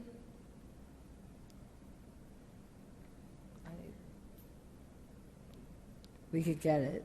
I did look, I just looked it up real quick. It's about $5,000 more for the plug-in. For the plug-in, yeah. On the Ford website, prices start for the regular car at $27,000, for the hybrid at $28,000, and for the plug-in hybrid at $33,000. I think we have an obligation to consider these things at this point in the climate crisis. I think we're going to have to understand once again how these vehicles are running, what kind of equipment they're carrying, if any, and let the departments are going to have to weigh in on it, because I know we have these conversations and it sounds good, and then we find out that it's not the best idea because of the application. So why don't we just find out if it's something that they're okay with? Okay. I think as we approach, the 2022 budget, that's something I'll have all the departments look into, as whether or not it would be feasible for them to get the plug-in or the hybrid. Because this is quotes, that's a higher quote. I realize it's a different type of vehicle because it is a hybrid or a plug-in hybrid. But, I mean, if the council wants, we could probably go with one of them. But I think at this point, we've gotten these quotes, and the lowest is $27,498, which is certainly less than the hybrid. I know, but you'll save money on gas. I mean, I do think it's a viable option. We should really Okay, I can discuss it with the department director and see. I don't know exactly. I know they use it for inspections. I don't know what else they're using it for. So let me find out if it's feasible, and if so, we could we can see if any are under state contract or county contract. Okay. And then also too, like if there's any way to find out if you're getting quotes and you're talking to dealers, like if they could give you some sort of estimate of how much electricity these things are going to use too, so you could kind of put that, if you're going to look at gas savings and say, well, you could plug it in and it's a hybrid and you're going to save money with gas, but then electricity isn't free. And electricity is produced in, nuclear plants or coal-fired plants or natural gas-fired power plants. So it's all, you just want to understand the whole picture. Yeah, and the other question is, and then where does the vehicle have to be parked? Because it's got to be plugged in. It has to have and I know Chris is sitting back there and probably chomping at the bit, but I don't know where the vehicle goes, because I know usually they're lined up along the field or over there, because they're quickly accessible to staff to get to where they need to be, or maybe they're parked back behind. But there's and right now we don't have too many. We don't have anything. Right, Yeah, we I don't think have that's many an plugs. issue as well. I don't think we're set up to do this, but I think it's just a question. So I think we have to at least decide whether or not if it's feasible. If not, we just go right now with the low bid and then look at these in the future and how we get set up to do it. Well, I think it would make sense then, because this was last year's capital budget, so these were already approved and discussed, and we went through it. So I think it would make perfect sense to look at all these various options in the 22 capital budget that we're going to be getting into in January. So then that way, if we do want to start moving over to a hybrid fleet or an electric fleet, there's infrastructure, there's spaces that we're going to need. It's not just like, we get hybrid vehicles and we're good, because we need the infrastructure to make sure that we can charge them and keep them on the road and everything else like that, and there's going to be capital expenses involved with that. So if we're going to go through this way, this is a great time to discuss this. This is a great time to bring it up, and the 22 capital budget would be the proper place, I believe, to have these discussions to really set us on the right foot into the future. I agree. I think it's worth the ask, but I think that we need this, and so if it's worth the ask to see if it's doable. If not, I think the deputy mayor is exactly right. This was already done in the capital budget. Okay. All right. The next one is landscaping and finishing of the berm for the Shedler property. The village received bids And there were 11 registered plan holders eligible to bid, and we actually received 7 bids. The berm construction is only part of it. It includes tree clearing where needed, curbs and sidewalks, driveway apron, topsoil and seed, a guide rail along Route 17, fence installation, grates, water valves, fire hydrants, and irrigation lines, sprinkler heads, and installing evergreen trees as well as other smaller items. The lowest responsible bid was from OnQ Technologies of Oradell, New Jersey, with a quote of $375,255. The low bidder submitted a complete bid package with all necessary information, and this low bidder has also worked for the village several times in the past. This will be funded from various capital budget ordinances for the Shedler site, and Mr. Rudishauser is recommending this award of bid. Okay, questions? I just had a couple of questions. Okay, Chris, could you come up, please?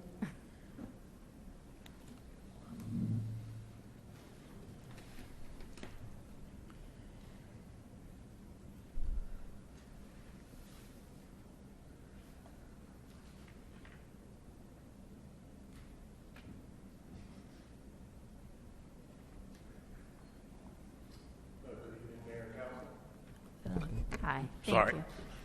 So on item number 18, which is the installation of a single thickness layer of provided boulders and rock along Route 17 berm face, 4 to 5 feet up the berm side. Can you, it's just going to be, the way I see it, is 4 to 5 feet high. They're just going to stack rocks on top of each other till they get to 4 or 5 feet? They're not going to be so much stacked, but they're going to follow the slope, the trapezoidal slope of the berm. We have rock on site. We also have a stockpile of rock in our construction yard, and we felt this would be an excellent opportunity to use up some of that material rather than keep it forever. Are the rocks, like you think they're similar in size, or? The rocks that we've gotten at the Shedler site that we intend to use are red rock, consistent with the same material that's in the foundation of the historic home. So perversely, they'll match that. The rock that we have in the construction yard are glaciated boulders, primarily of an igneous and metamorphic rock type. And will they all be mixed, so the whole line They'll will look similar? They'll be placed periodically.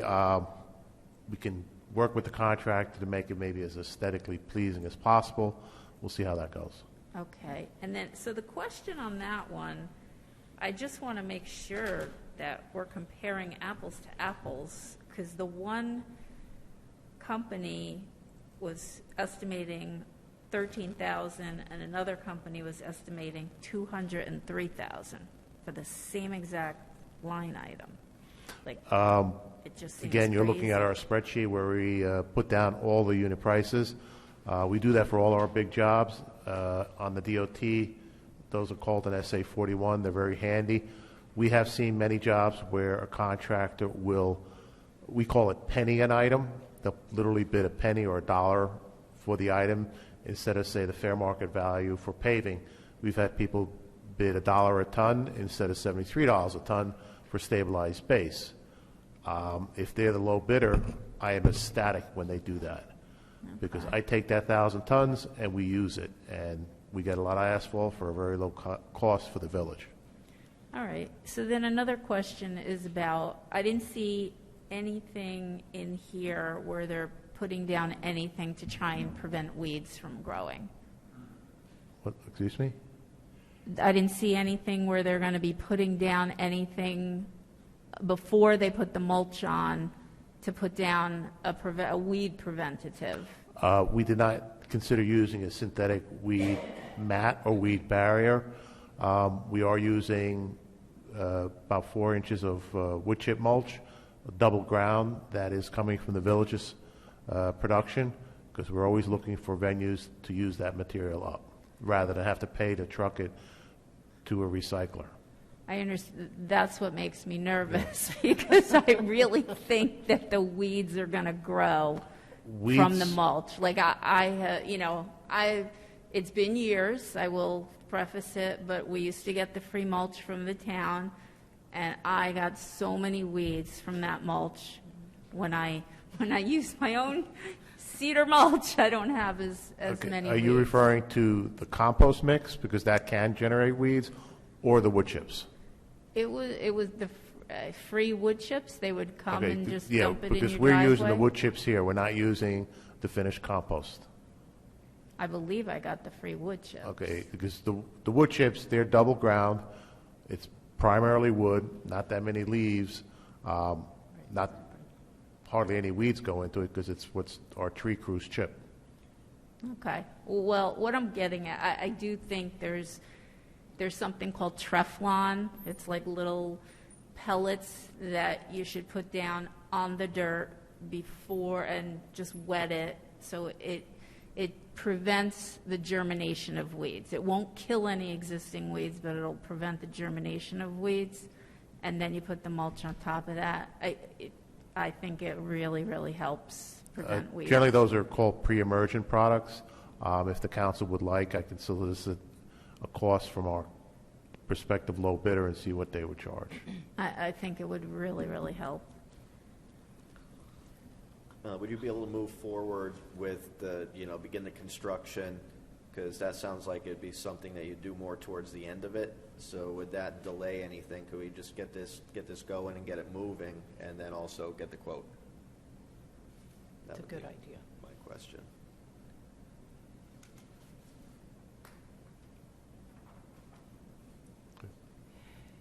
Any other questions?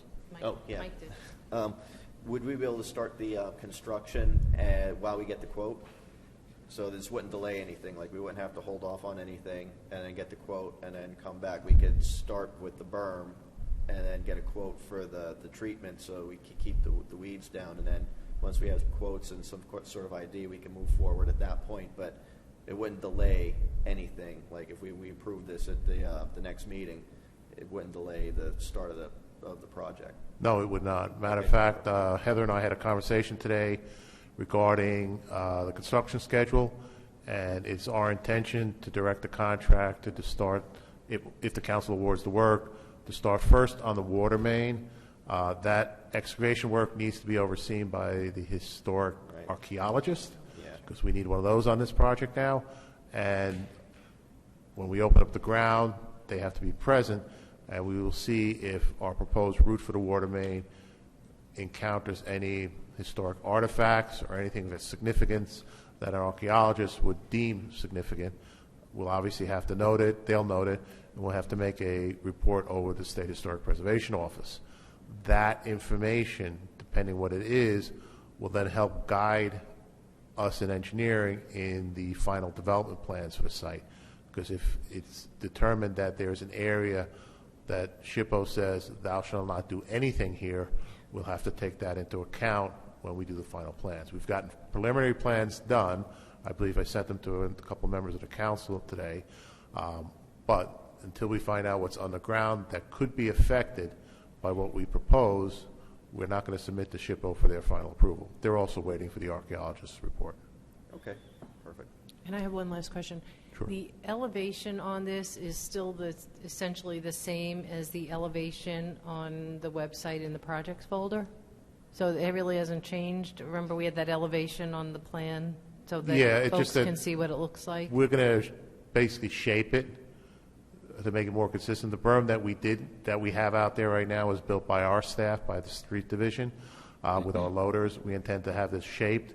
Contractor probably use a small bulldozer to grade it, shape it, and put it much more towards the trapezoidal shape that had been presented to you folks in the council. Okay, good. Thank you. I'm good. I have some questions. Sure.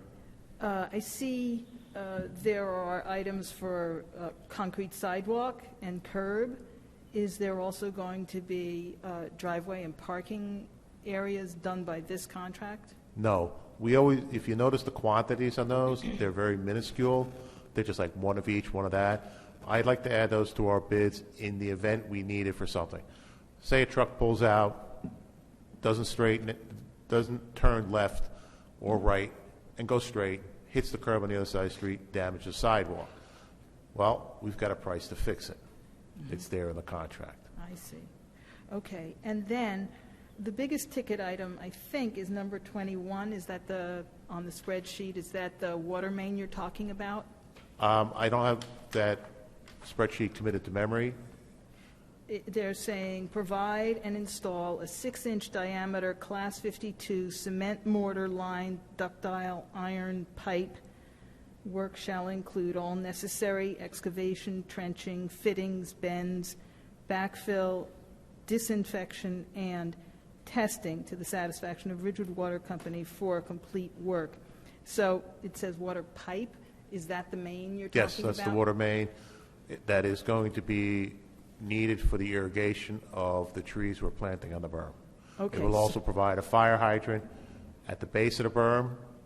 That serves several purposes. One, it provides water service for firefighting purposes to the site itself, should it ever become necessary. It's also a location that the fire department will be aware of if they have to run a hose over the berm for an incident on Route 17, because there are no hydrants on Route 17, pretty much between Racetrack Road and Paramus Road. Okay, so that water main is going to cost $97,000, and that seems to be the most expensive item here. If I understand you correctly, it's not supplying water to the house or to bathrooms.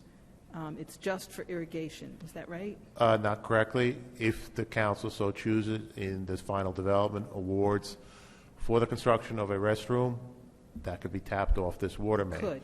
Okay. This water main is a continuation of the tap that we've already installed through Ridgewood Water that provides potable water to the house.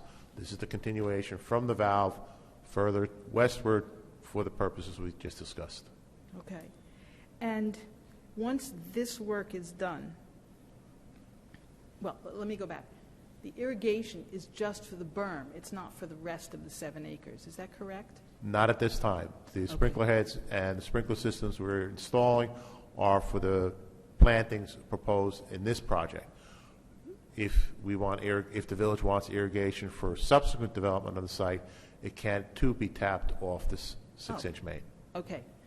And once this work is done, do you anticipate that residents can use the park?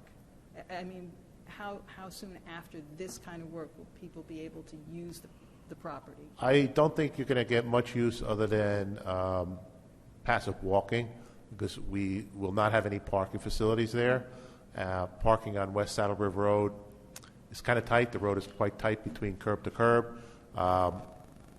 We don't have any walking paths as part of this project. Resident use of the park will be much greater once the final site development gets done. Okay. So, Chris, just to be clear, this part of that project, the water, is the amendment to the SHPO plan that was approved, correct? Yes. For the irrigation. So we added that amendment on as the other piece to SHPO with the berm approval. So that's why, so in other words, anything that we go beyond that is going to have to then be reincorporated into a SHPO application so they see what we're doing, correct? You're correct, Mayor. Yeah. We had originally made the application to SHPO for the berm. Correct. On subsequent review, I observed that we forgot to add the water main, so we quickly amended that, forwarded that to SHPO, and SHPO agreed. If we have archaeologists, it's of no concern to them. They are in the process, hopefully, eventually, sending us a formal letter stating that, but they have stated that in an email to us. Right. Okay. To your point also, if we start to go and lay out parking spaces, that would be contrary to what we had presented to SHPO, because they have not weighed in on where parking will go. We've worked on drawings with them. We've moved parking away from the west side of the house towards the very northwest corner, because SHPO, their feeling was they wanted to present the house in a more, I think it's agricultural setting, Yeah. Without the trappings of modern-day life, like parking for cars. Our preliminary plan has a buffer indicated between the proposed playing field and the home. Again, that is to address those concerns that SHPO has. We haven't shown that plan to them because we're waiting for the archaeologists' findings and potential discoveries or not discoveries when the water main work gets done. Okay, that's just a clarification. Thank Sure. you. I have another question. So Sure. we don't anticipate the trees being planted till the spring, I'm guessing? Or I don't have a schedule on that yet. I did have a conversation with the contractor today. He is probably going to be submitting a shop drawing on the tree planting, hopefully soon. He did advise that his nursery said that blue spruces are suffering from some kind of needle wilt disease. I'm not quite sure exactly what it was. Hopefully it'll be in the correspondence. What's that? Needle cast? Needle cast, yes. And that the nursery was proposing I believe it was a white spruce as an alternative. Again, I'm not ready to say yes or no on behalf of the village. I'd like to see what the tree looks like, and then certainly review it with Heather and most likely you folks in the council. Okay, and then another question, I honestly haven't been near there in a while, is, are weeds growing currently on the berm, I'd assume? Excuse me, are you what? Are weeds currently growing on the existing dirt that's there? Growing? Weeds. Yes, weeds are growing. Okay. They're having a field day. Okay. In some ways, that is kind of required. When we built the earth berm, one of the obligations we had under the Bergen County Soil Conservation District permit was that we had to seed the earth. So we hydro-seeded it. Some of that vegetation has grown. Unfortunately, the weeds have done much better. As usual. So what is going, are they going to remove the weeds before they plant the trees? Yes, that'll all be removed in the shaping of the berm. There's also some weed trees growing. Those are some of the things that you might see. They're like several feet tall. Those will also be grubbed out. Everything has to be shaped. And then the holes have to be dug for where the trees would be planted. Okay. Because we have trees proposed both on top of the berm and then alternatingly at the inside base of the berm. Okay, thank you. You're welcome. Okay, very good. Good. Okay, the next item is awarding a contract for purchase of a drone and accessories. This is under a Bergen County contract to Terrestrial Imaging LLC of Brick, New Jersey. It's not to exceed $7,940.92. It's for the police department. It's in their capital budget. It includes extra batteries, cables, a launch pad, a strobe light kit, a charging station. There's also a thermal imaging camera, which could be used to search for missing people and suspects in home burglaries. Also used for events such as 4th of July, downtown for the holidays, high school graduation, and Memorial Day run. It offers an currently unavailable perspective to units on the ground during large-scale events. Is there special licensing or training with this? There is something that they do have to participate in, yes. Okay. Is that expensive? Do we know what that entails? I don't Because know. there's a I special can find out. licensing to these items, right? I can find out. Thanks. And we're talking about one drone? One drone and accessories. And would this at all be helpful to the fire department? I don't know. Originally, it was thought the water department might want to use it, but in discussing this with Chief Lucky and Mr. Calby discussed it, and he decided that at this time he was not interested. But I could check with Chief Angor. Because I would think it might help them see areas of a fire that they can't reach physically. And also, I didn't see anything in these papers about a warranty. Okay. I'll ask about that as well. Anything else? Okay. The next one is a additional award for environmental technical support for the Hudson Street Garage project closeout. So we dealt with contaminated soils during the excavations for the footings of the garage and the structural soil for the Hudson Street tree wells. and First Environment has been our licensed site remediation professional.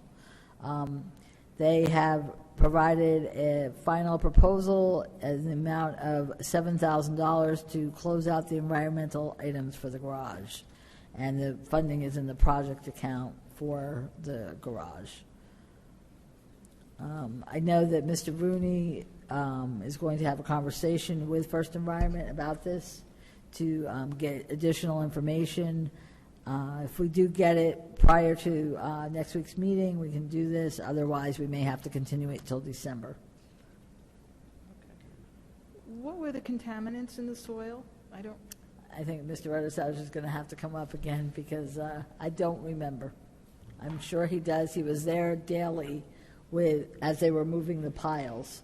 So some of it might have been historic fill, like stuff from the previous. Correct. Yeah, that's what it's from. Good evening again.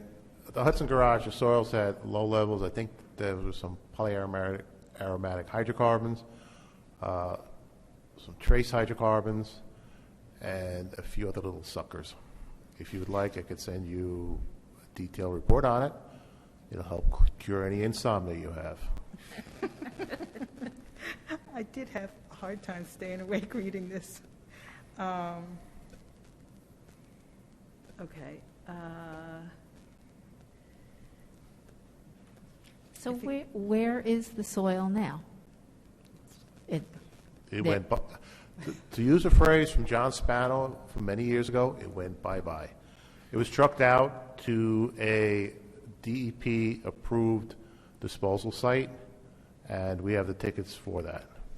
So we have the proper paperwork. The village has the proper paperwork indicating it was correctly disposed of in a legally appropriate manner.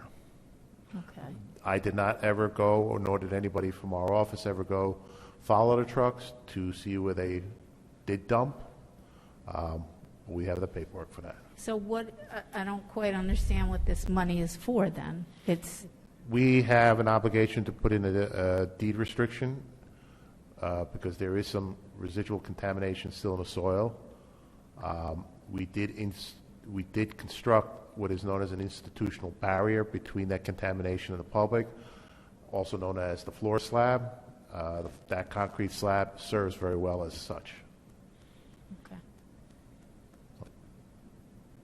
Okay. Anyone else?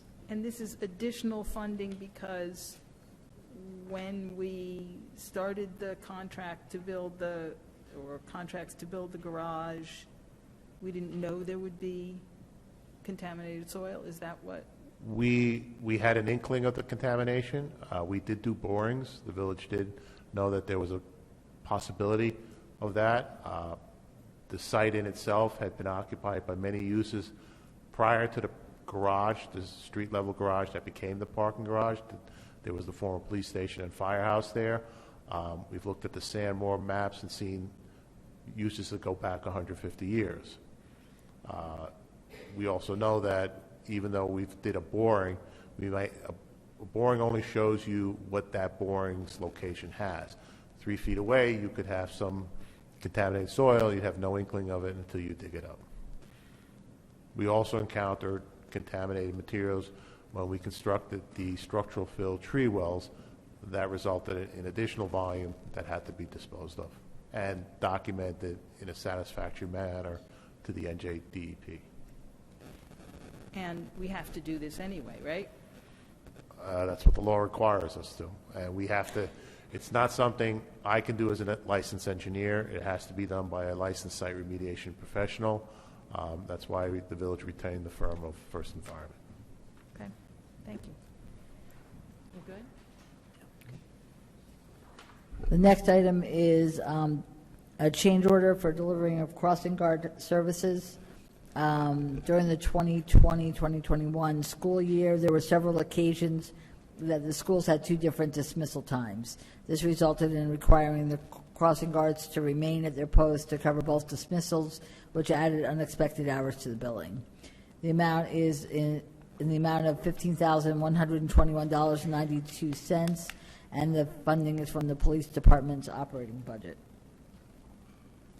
I have no problem with this, just that I wanted to point out that in the resolution, you used the original resolution from a year ago, I guess, and it reads in the present tense, and it should read in the past tense. Okay. We'll make sure that it's properly worded. The next item is... I just had a question, though. Sorry, I'm just trying to... It's okay. So on that change, that's only for this one, it's a one-time thing, right? It's a change order, right. But then, did we ever do an analysis of, I know we had our police officers recovering hours there too, and I just wonder if we've done an analysis as to what that actually cost us versus what they paid us per hour per officer, because it was like at a discounted rate, and I think we should have an understanding of what that was when they weren't able to get, and I know that's not necessarily for this, right, but I think we should understand that because we're paying extra for this coverage, but I think the taxpayers had to absorb the difference when officers had to cover. When officers cover, they pay us, all city. Not the whole amount, though. I thought it was It's a set amount in the contract. Right. Right. So I think we have to just make sure that what that differential was. Okay. The next item is, the concession refreshment service at Graydon Pool. We did award it to Michael Sims, Melsworth Foods, and there was a optional second year for 2022. We've had an excellent history with this vendor, and they would like to continue with this vendor in 2022. Again, this is $10,000 that we are paid for the vendor to be there. Any questions? Everyone's good with the vendor? He's done a great job. A good job. Okay. The next item is under policy. We had two other items that were on. They were removed from the agenda. One was concerning the planting strip along West Glen Avenue sidewalks, which we're retaining. And the other one was a tree ordinance, which we will have hopefully for December. It's quite a comprehensive ordinance, and so it's taking a little longer to prepare. The next item after that is the days and hours for pickleball. So the previous 60 days expired in mid-October. We had two sets of 60 days, 120 days total, and the hours have been Sunday 11 a.m. to 6 p.m., Tuesday, Wednesday, Thursday 9 a.m. to 7 p.m., and Saturday 10 a.m. to 6 p.m. No play on Monday and Friday. This is at the Glen School. In addition, the Bel Air tennis courts retrofitted for pickleball play Monday and Tuesday 8 a.m. to 8 p.m. So at this point, I think we just need to make a decision if we're continuing in the same vein, the same days, same hours, or if we're going to reduce it, increase it, or how we're proceeding. So I think my opinion is it should remain the same and let it be. I am torn. I appreciate the neighbors who have come here to speak tonight, and Mrs. Blood's comment and the comments we've heard from other players. I think the village has accommodated the neighbors in no longer allowing out-of-towners to have badges to play. I think that has made a big difference. When I go over there, if I drive on Quackenbush or Eastbrook or walk around outside my car and people are playing, I don't hear it. It's not loud the way I perceive it. I can see the fairness of having the same hours as the tennis courts.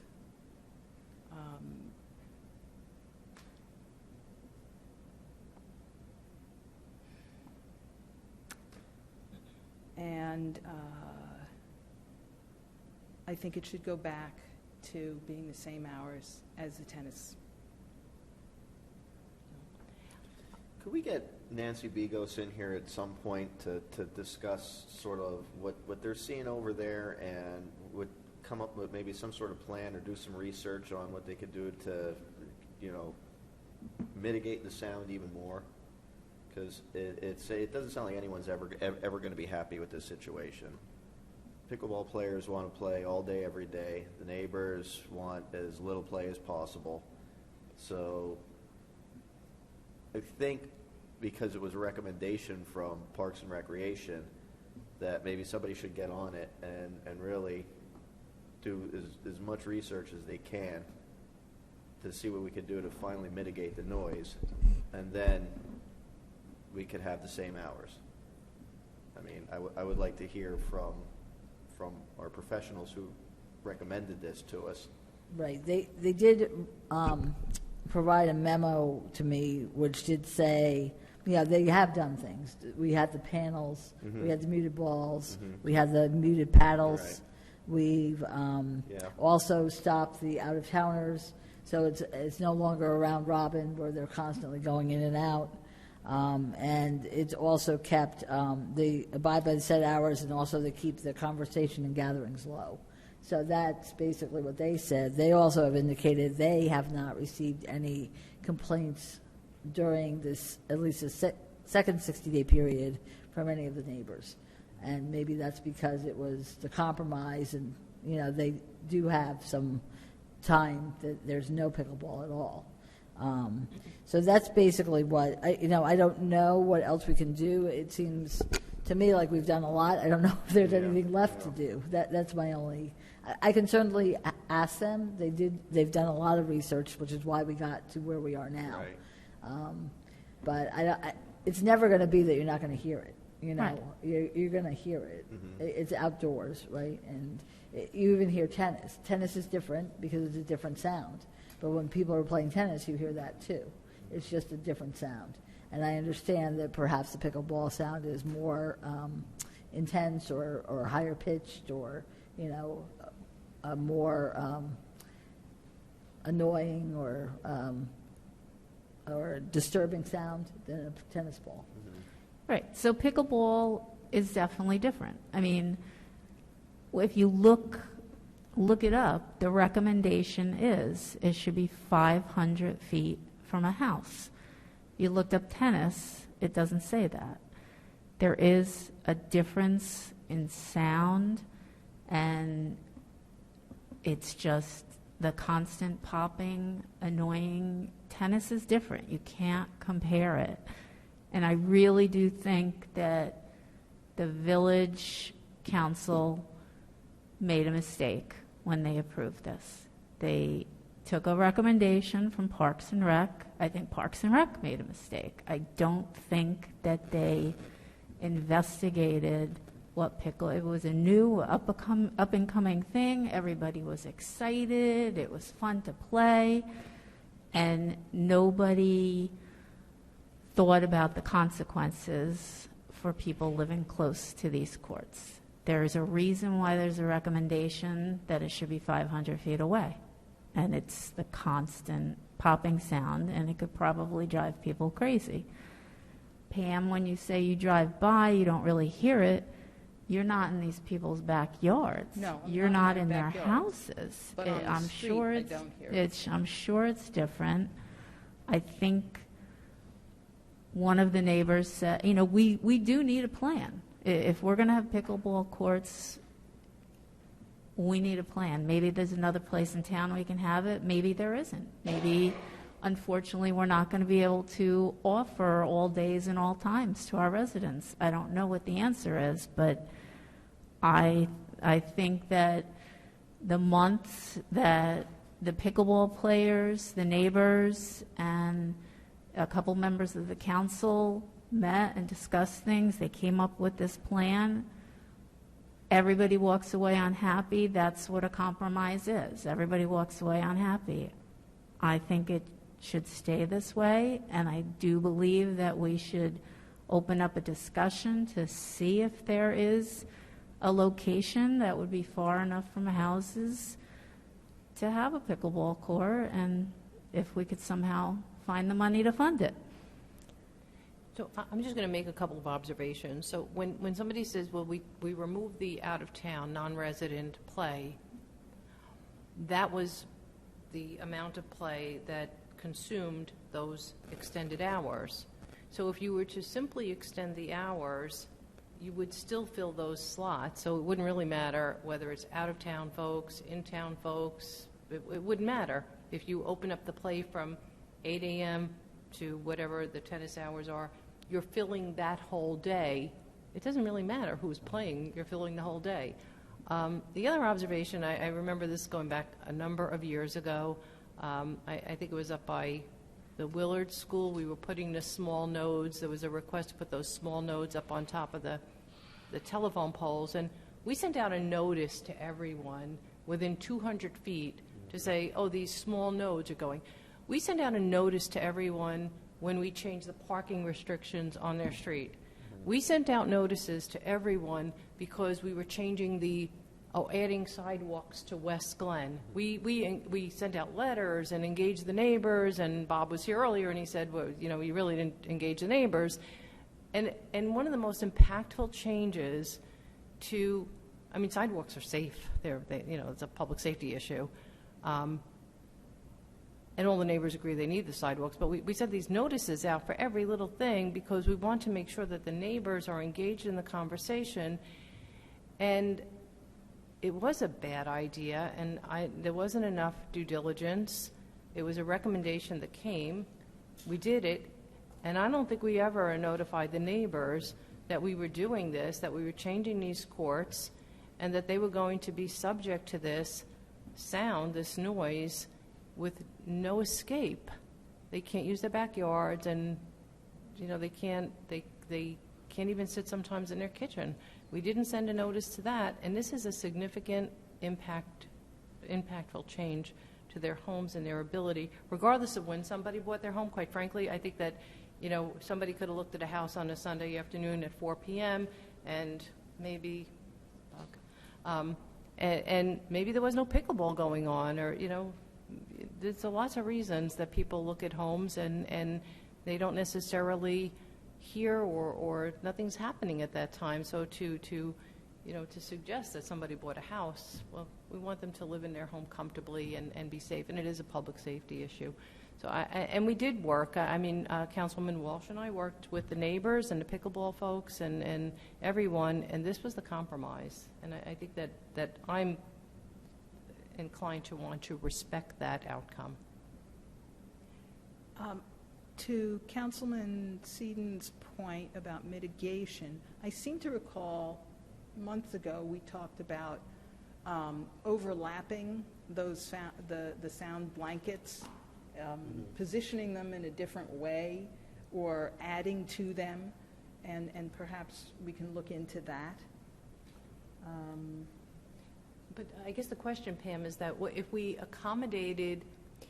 cut the number of players by no longer dealing or doing the non-resident passes, then realistically you don't need, if you cut your players to 50%, then you don't need 100% of the playtime. You need 50%, which is actually the compromise is more than 50% of the 100% of the playtime. So there's a disconnect there. So if you're saying, well, we cut the players in half, but we're still going to extend the hours, you're still accommodating the players because you're accommodating the number of players that you cut down to. I mean, it's all you do if you extend these hours, even with the overlap or whatever, because I just don't think any of it has been effective. But I think no matter what, if we're not doing the non-resident, then we have X amount of hours required to accommodate the needs of our players. And in the meantime, I really do think that I think we should be looking for another location and not have anything. It's just poor planning. It was a mistake, and we didn't tell the neighbors. It's our fault.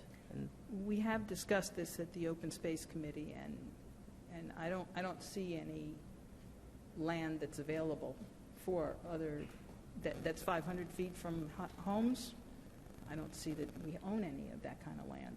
I think the recommendation, is it 500 or 300? I think it's 3 to 5. I think it's 3 to 5. I think it's 3. 500. But I mean, something that maybe we should send Parks and Rec out and say, come back to us and show us how you can do this.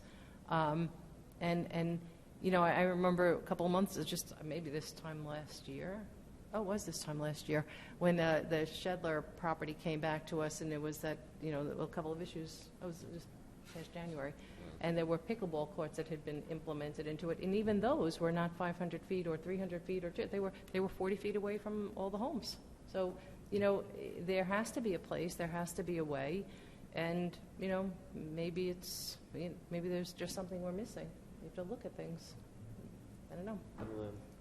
I mean, I'd be inclined to extend this and look into maybe adding additional panels, if that would help, or potentially even moving them.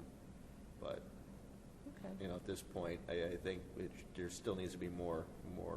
It needs to be looked at more. Right. Okay. Okay, and I just want to confirm also that you don't want to have out-of-town pickleball badges. Okay. No, I just want to confirm that because they're going to start selling probably December, January. So we'll say it's the same hours as currently, same days, and then also that we will not sell to out-of-town.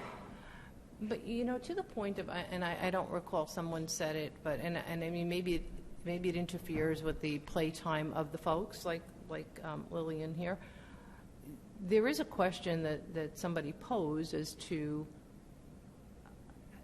the things are open all day, and so who is playing on the pickleball courts, because there is no enforcement, there's no one checking, and the question is whether or not there's I know there was a suggestion by Doug a number of months ago.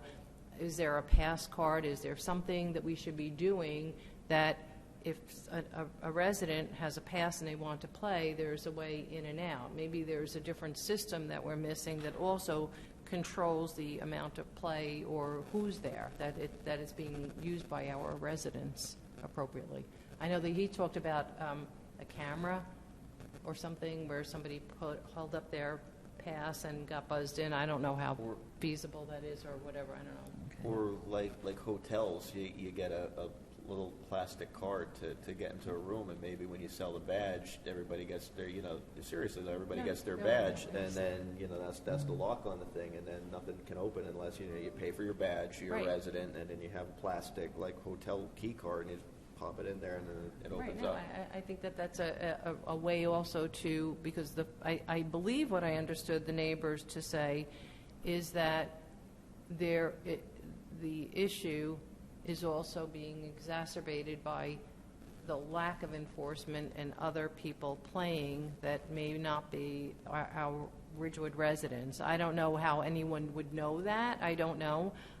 Maybe there's different license plates, but I guess if a family member comes from New York and a resident wants to play with their family member, technically they can play.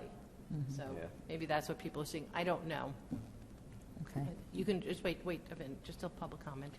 Okay, so at least we know how we're moving forward for 2022. Okay. That's the good news, and I will bring all these other ideas to Nancy, see what else we can do to mitigate the sound, and possibly looking at a locking mechanism. Okay, so the next item is a review of next week's agenda. Actually, the proclamation that was on your agenda we aren't doing this year. The next, there are no introduction of ordinances for Ridgewood Water. The public hearing is on the bond ordinance for water utility improvements due to damage from Hurricane Ida. Resolutions for Ridgewood Water include Title 59 approval and award of contract for servicing and repair of potable water pumping facilities. Title 59 approval, servicing and repair of electric source. Award contract under National Cooperative Purchasing Alliance contract. Security cameras and access control system for the new Ridgewood Water headquarters. Authorize additional award under Bergen County Cooperative Purchasing Program by Bituminous Concrete and various road repair materials. Awarding a contract for asbestos abatement at 451 Goffel Road, and authorizing a change order for Ridgewood Water headquarters. The introduction of ordinances includes establishing standards for electric vehicle charging spaces in new developments, and the 2021 non-union and management salary ordinances. And then also, we'll probably have to tweak the ordinance for the parking permits for non-residents. Public hearings, there's a bond ordinance for various capital improvements due to damage done by Hurricane Ida, amending Chapter 165, garbage, rubbish, refuse, and recycling for the definitions of bulk refuse, and then also amending Chapter 165, garbage, rubbish, refuse, and recycling, container specifications, and set out requirements. For resolutions, we have awarding a contract for Ford Escape for the building department. We're going to look into the hybrid and the plug-in. Award contract Village Council meeting production services, Title 59 approval and award of contract, concession refreshment services for grading pool, Title 59 approval and award of contract for Shedler property berm construction, or contract under Bergen County contract for drone and accessories. For the police department, we'll look into the other items that were asked. Award professional services contract, archaeological survey for Zabriskie Shedler House. Award professional services contract, Valley Hospital, Department of Community Health and Community Benefit, Public Health and Nursing Services. Authorize shared services agreement for cosmetology inspections with Norwood. Authorize change order environmental technical support for Hudson Street Garage project closeout. Authorize change order crossing guard services. Authorize change order tree removals, West Glen Avenue sidewalk project. Authorize 2020 budget transfers. 2021 budget transfers. Approve West Glen Avenue pedestrian safety improvements. Approve Municipal Alliance grant application. Accept donation for tree well refurbishment in the Central Business District. Accept donation for benches in the Central Business District and Public Library. Authorize continuation of the grab-and-go parking spaces. Authorize the continuation of dining corrals. That was to extend it to December 31st. Where am I? Approve 2021 holiday parking plan in the Central Business District. Release escrowed funds and irrevocable letter of credit for Chestnut Village LLC, accepting the 2020 audit and approving the 2020 corrective action plan. Just as a reminder to the council members, you do have to read at a minimum of the audit the recommendations and corrections, general comments and recommendations. It's one section, and you do need to read that and attest to it next week in writing. Also, we have the establishing the days and hours for pickleball for the Glen School pickleball courts, and then authorizing reimbursement of costs for a zoning board of adjustment application. And that's all I have. Okay. Do you supply us the form we're I supposed do. to sign? Yes. Yeah, I'll do it at our pre-meeting conference next week. So we're good, nobody wants anything off the consent agenda? All right, we're good. Okay, perfect. So with that, we will go back to public comments, not to exceed 5 minutes per person. Please step up to the microphone, name and address for the record.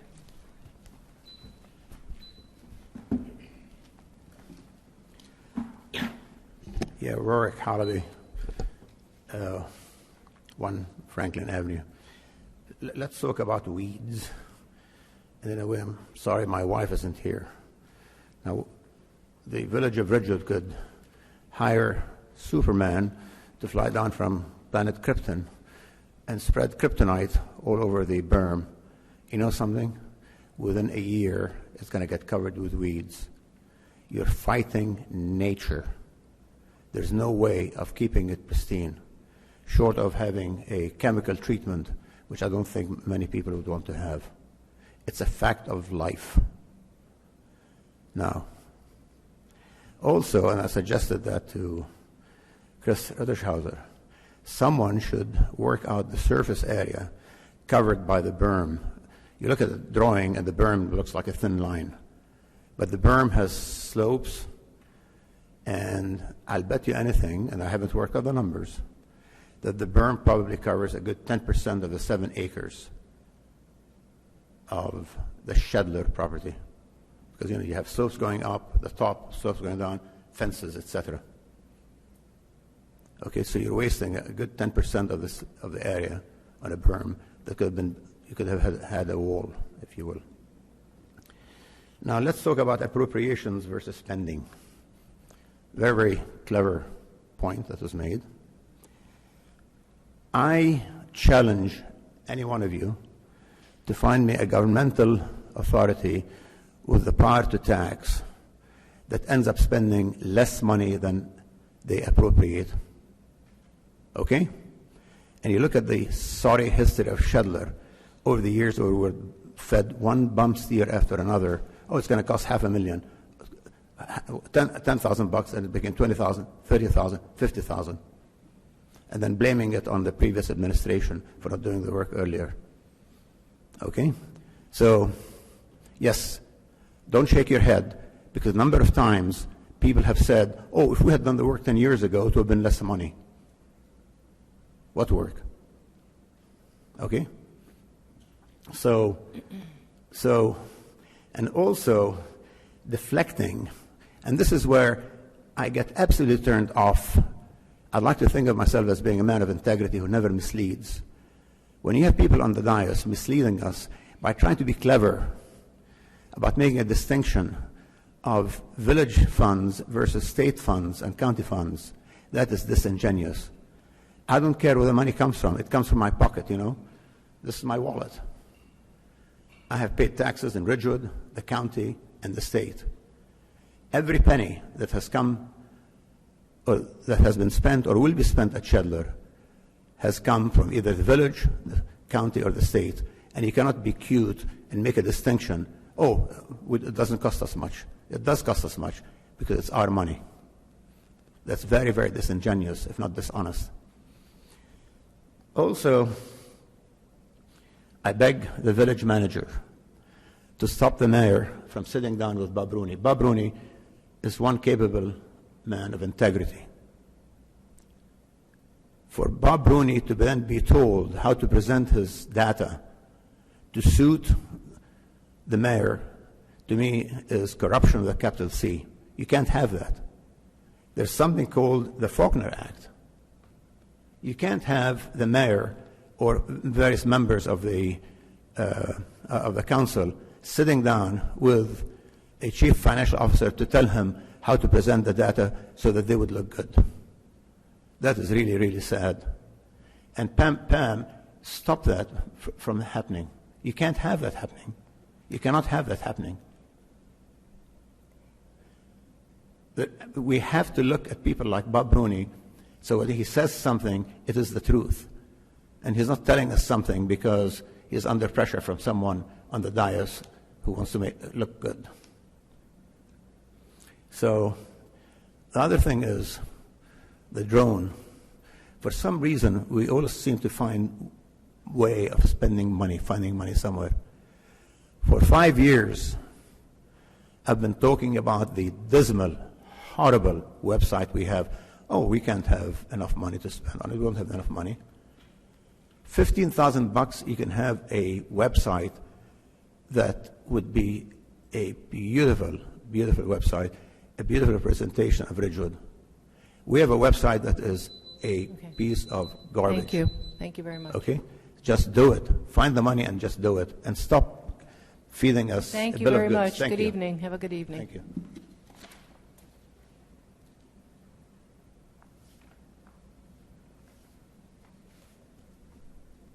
Hi. I just want to follow up with the discussion. Please state your name and address. Oh, sorry. Just name and address, and also just make sure you're speaking loudly so sorry, everyone yeah. hears what you're saying. Judy Mack, 330 Eastbrook. So I just want to remind the council that there was a pickleball player that spoke previously. She named more than 5 locations where they can play pickleball. So we only have one home. We have to be in our home. We have no choice. We can't go to 5 different places to play pickleball. I mean to live, to eat dinner, to hang out with our friends. They have many choices to go, to have fun. And why does it have to be in a place where it's disturbing all the neighbors? So please consider that when you're making the decision to vote, especially when you're not living there and you don't have to deal with the sound day in and day out, all day long, from morning to evening. Please don't just walk around the neighborhood and say, I don't hear anything. That is very unfair and irresponsible because you don't live there. We have one home and we have to be in the home. They have many choices and many places to go to play pickleball and to have fun and to hang out with friends. I'm a tennis player. I play at 10 different locations all around Bergen County. I do not disturb anybody and I don't make their lives miserable. So please consider that. Please consider how we feel. This is our home. We have to be in it and we have to live in it. This is where we escape from stress from work. We don't want to live in a rat hole where we have to act like a rat and just hide inside constantly. We have nowhere else to go. This is our home. Thank you. Good evening. Thank you.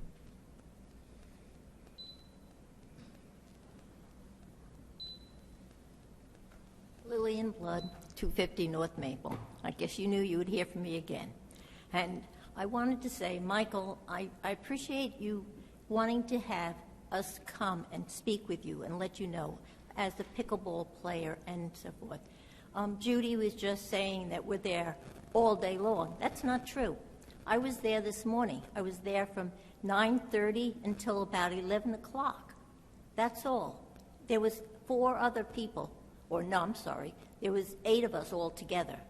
When we play pickleball, if you come, Lorraine, and watch us play, we're not playing continuously. It's not like we're just hitting. We hit, we get off, the scores, usually we play only to 9. We get off, we change partners, we come back on. It's not a continuous bang, bang, bang, bang, or pop, pop, pop, pop. It isn't. It's playing, stopping, getting the ball, finding our paddles, doing things like that. It's not a continuous day from morning to night that we play. We play a couple hours in the morning. Maybe other people will play in the afternoon. But I've been by there in the afternoon, there's no one there. And Mondays and Fridays, there's no one there at all. So we have these beautiful courts that we spend $50,000 on, and with soundproofing on it. Now, Judy used to play tennis there. She taught tennis there on private tennis classes. The other person who spoke just moved there last October, I understand. So we're talking about people who know they buy a house near a field. The field was there when Judy bought her house. It was soccer playing, baseball playing, softball playing. My kids played over there. I've been in town since 1971. I've been over a 50-year resident here. And I have no reason to have to go to Wycourt to play or to Montvale to play when I'm only playing a couple hours on days that I have, the sun is right, the weather is right, so forth. And Mondays and Fridays, not to be able to play, doesn't make any sense. So anyway, I appreciate Michael pointing out that if Nancy Bigos, the Director of Recreation, and a group of us can get together with some of you on the council, and if you would even come over and watch us play. Tomorrow is Thursday, we're going to be able to play. Hopefully the sun is out. Friday, we're not going to be able to play. But if you come over and watch us play in the morning, we have doctors playing. Doctors who have had strokes are now able, can't play tennis any longer, but can now play pickleball. So I really wish you would come over and watch us play, not just listen to the neighbors who are complaining. They might complain about anything, and I know some of them have. But anyway, that's about it. I will wait for my time is up. Thank you very much. Thank you, Lily.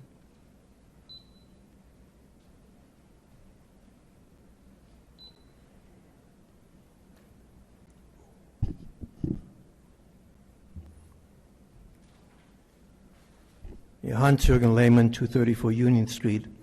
Just a brief observation. When I'm sitting here, I know you ask people at the podium to speak up, which is great, but I think maybe I understand at times 50% of what's being said on the dais, because you speak away from your mic, you speak softly. So maybe we can do that a little bit better. I would appreciate it. Let me get to the village attorney's new salary arrangement with the village. I note that Mr. Rogers called it a salary and not a stipend, as others have stated. As a taxpayer, I demand to know what your salary is to the penny. I demand to know just how you will account to the village manager for the money that you will be paid and have been paid to date. And I demand to know how we, the taxpayers of Ridgewood, may know what your work product is. We have been told that without you billing the village, we can no longer Oprah your records. Surely the village manager and the council must be better stewards of our money than that.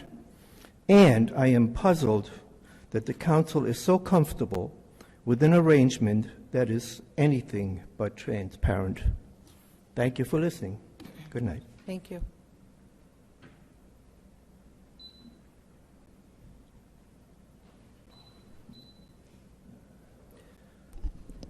Simon Lee, 321 Eastbrook.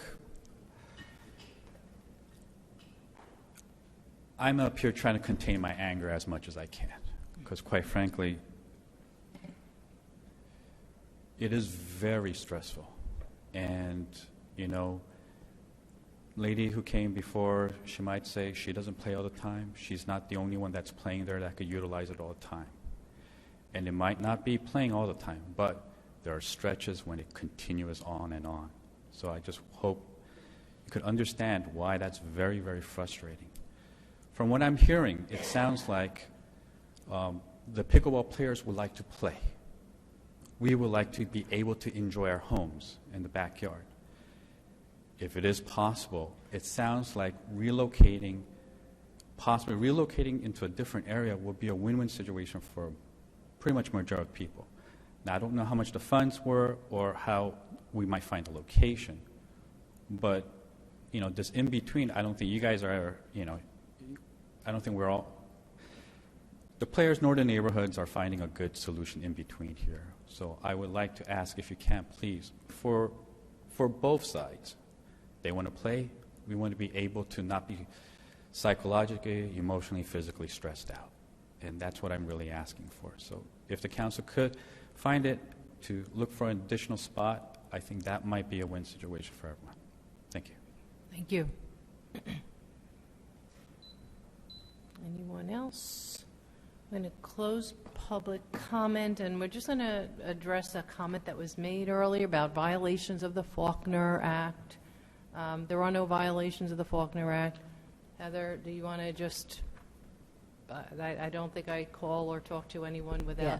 No, anytime that a council member wants to speak with one of our employees, they do speak with me first, and they get permission to do so. There are many times I'm with them and that employee, and other times when they do speak one-on-one. But they do ask me about speaking with them. So I have no concerns about any violations of the Faulkner Act. Thank you. And furthermore, I want to point out that I suggested to Mr. Rooney that some didn't understand that the appropriations didn't mean we had spent $7 million and had nothing to show for it, and requested that a more easily understood document could be prepared. And as such, you could just, I'm not asking for you to speak. No, please have a seat. Please sit down. Mr. Hallaby, point of order, Mr. Hallaby, have a seat. Mr. Hallaby, I'll have you removed from the courtroom. Have a seat. Please sit down. So in any event, I merely asked Mr. Rooney to work up a document, and I made suggestions, and that would be more easily understood by the public, and I'm certain that it will be. So with that, we will take a motion to go into, a resolution to go into closed session. Thank you. Be it resolved by the Village Council of the Village of Ridgewood that the Village Council meet in closed session on November 3rd, 2021 at 7:30 p.m. or as soon thereafter as the matter on the agenda can be reached, and that said closed session be held in the caucus room of the Ridgewood Village Hall. 131 North Maple Avenue, Ridgewood, New Jersey. And be it further resolved that the matters to be discussed in closed session are limited to personnel matters to include management and non-union salary ordinances, appointments to boards and committees and police department, legal matters to include town garage and legal update, and contract negotiation to include lease for rental of 1057 Hillcrest. These matters are allowable under NJSA 10:4-12 et sec, and be it further resolved that the minutes of this meeting shall be made available to the general public when such matters have been deemed completed by resolution of the village council. May I have a motion? So moved. Second. Aye. Aye. All in favor? Aye. Anyone opposed? Yeah, that was in there. It was inside. Pretty sure. Put it inside. Yeah, see? I have